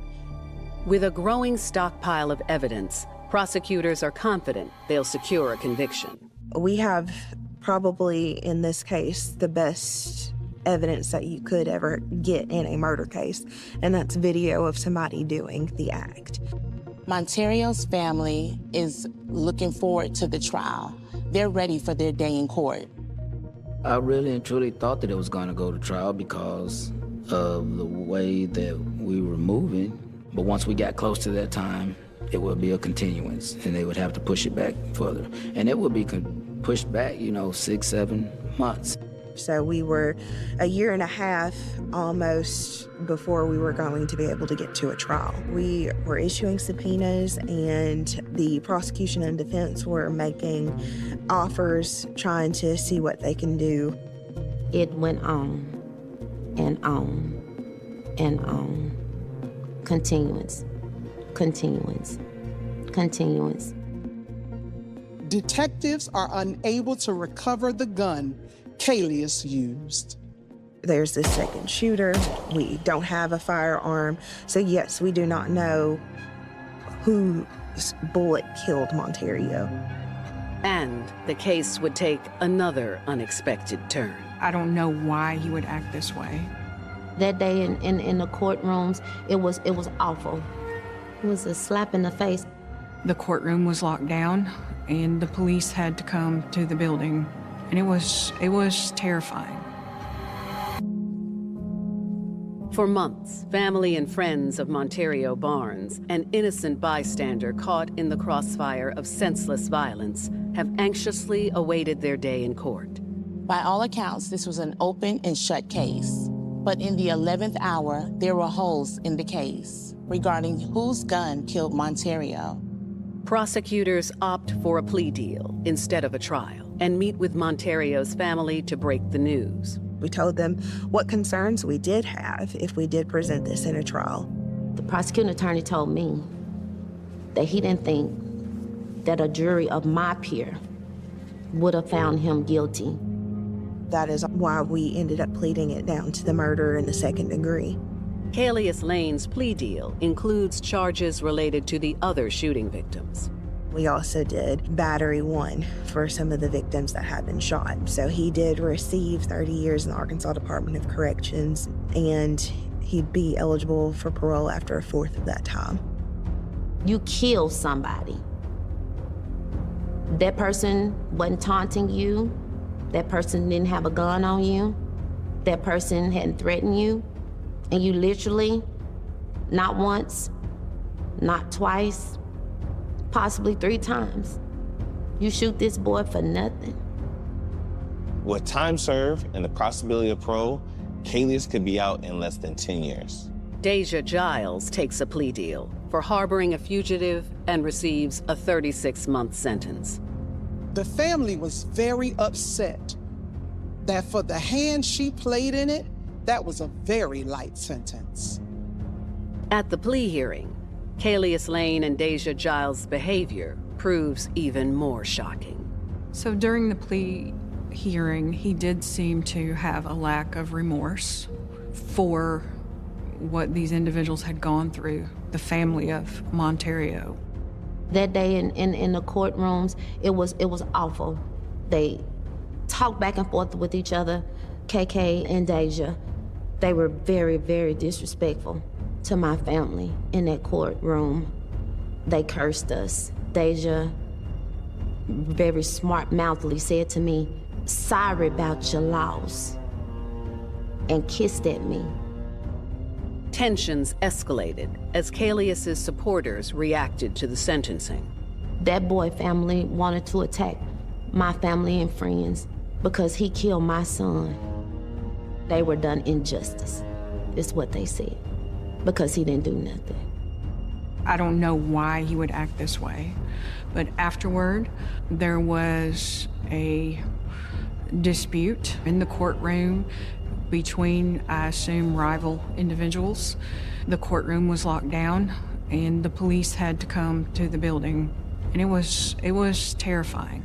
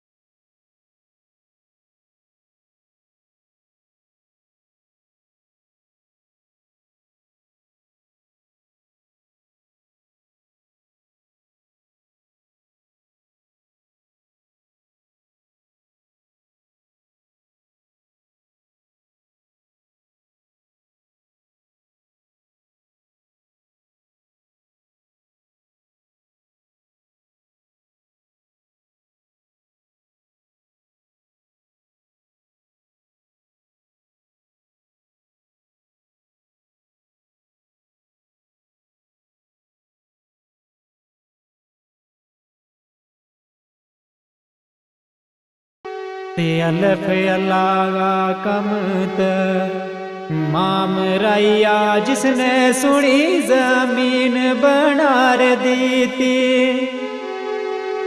अलफ अल्लाह कमत माम रैया जिसने सुनी जमीन बनार दी थी। बिजन थमा गए खलो आसमान कर गए तैजीमी पानी गए ऊपर खलार दी थी।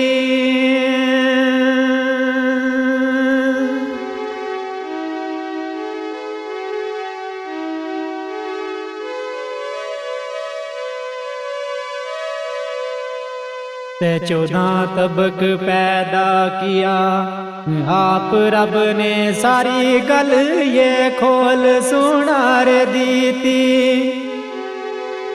ओदी चनगी लाट जावे दवावा ते कुदरत अपनी नाल चमकार दीती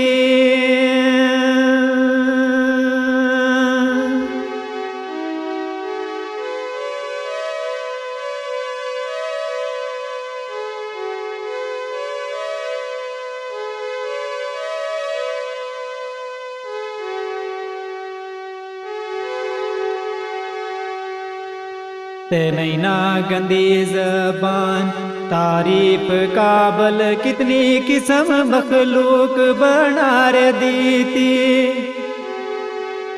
नैना गंदी ज़बान तारीफ काबल कितनी किस्म मखलूक बना रे दीती ओ बांधे जन्नत दे दोज़ख को जिक्र कर गए गल मैशर बरयान ठहरार दीती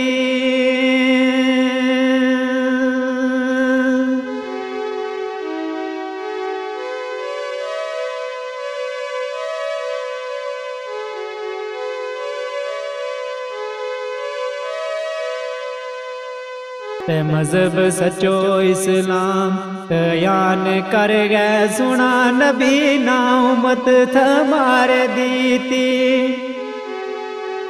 मजहब सचो इस्लाम यान कर गए सुना नबी ना उम्मत थमार दीती ओ नबी पाक का नाम तू जाऊं सदके नबी पाक का नाम तू जाऊं सदके ते सचा दीन की खबर सोनार दीती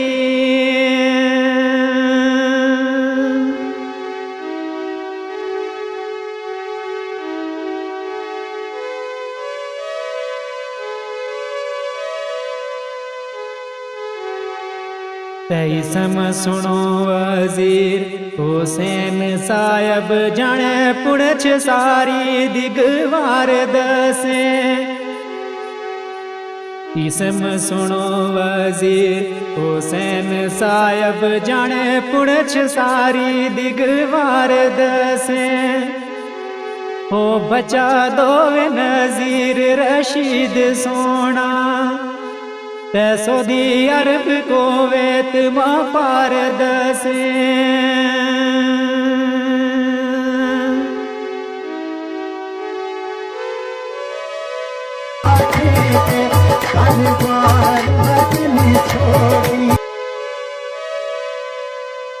नकर कोट गए विच मकान जिन गो गुजर बोकड़ा कूम शो मार दसे नकर कोट गए विच मकान जिन गो गुजर बोकड़ा कूम शो मार दसे ओ सारी कौम बरादरी लोक जाने मुझ अला अखलाक किरदार दसे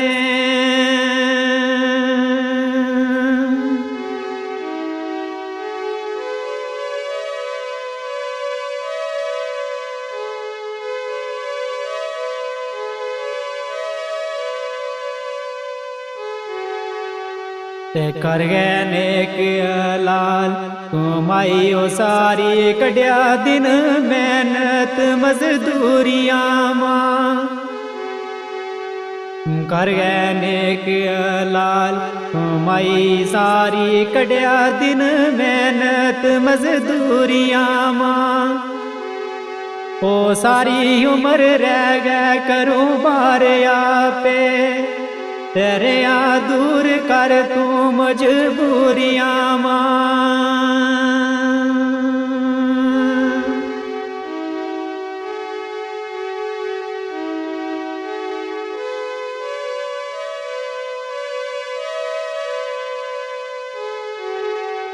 ते दिता रब ने मकान जायदाद सारी खुशी दिती रब ने गला पूरियां मां ऊंचो कर गए नाम बरादरी गो ऊंचो कर गए नाम बरादरी गो रे आ दूर पावे वतनू दूरिया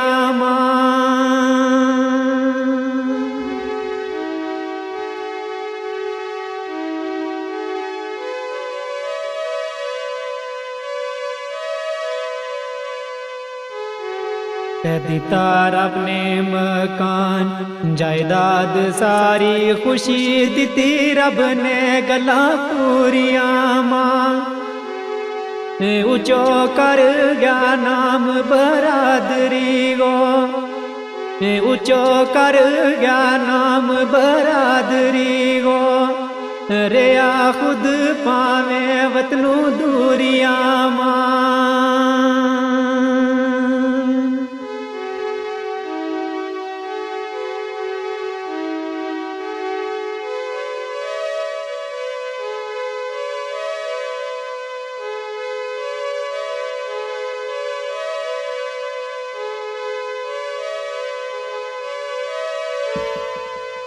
इनको पाई आजी तल हुसैन नामी ब्याल दरा गए विच है खास डेरो इनको पाई आजी तल हुसैन नामी ब्याल दरा गए विच है खास डेरो जोड़ी रब ने पयांगी जोड़ दी थी जोड़ी रब ने पयांगी जोड़ दी थी रबा शुक्र है लख हजार तेरो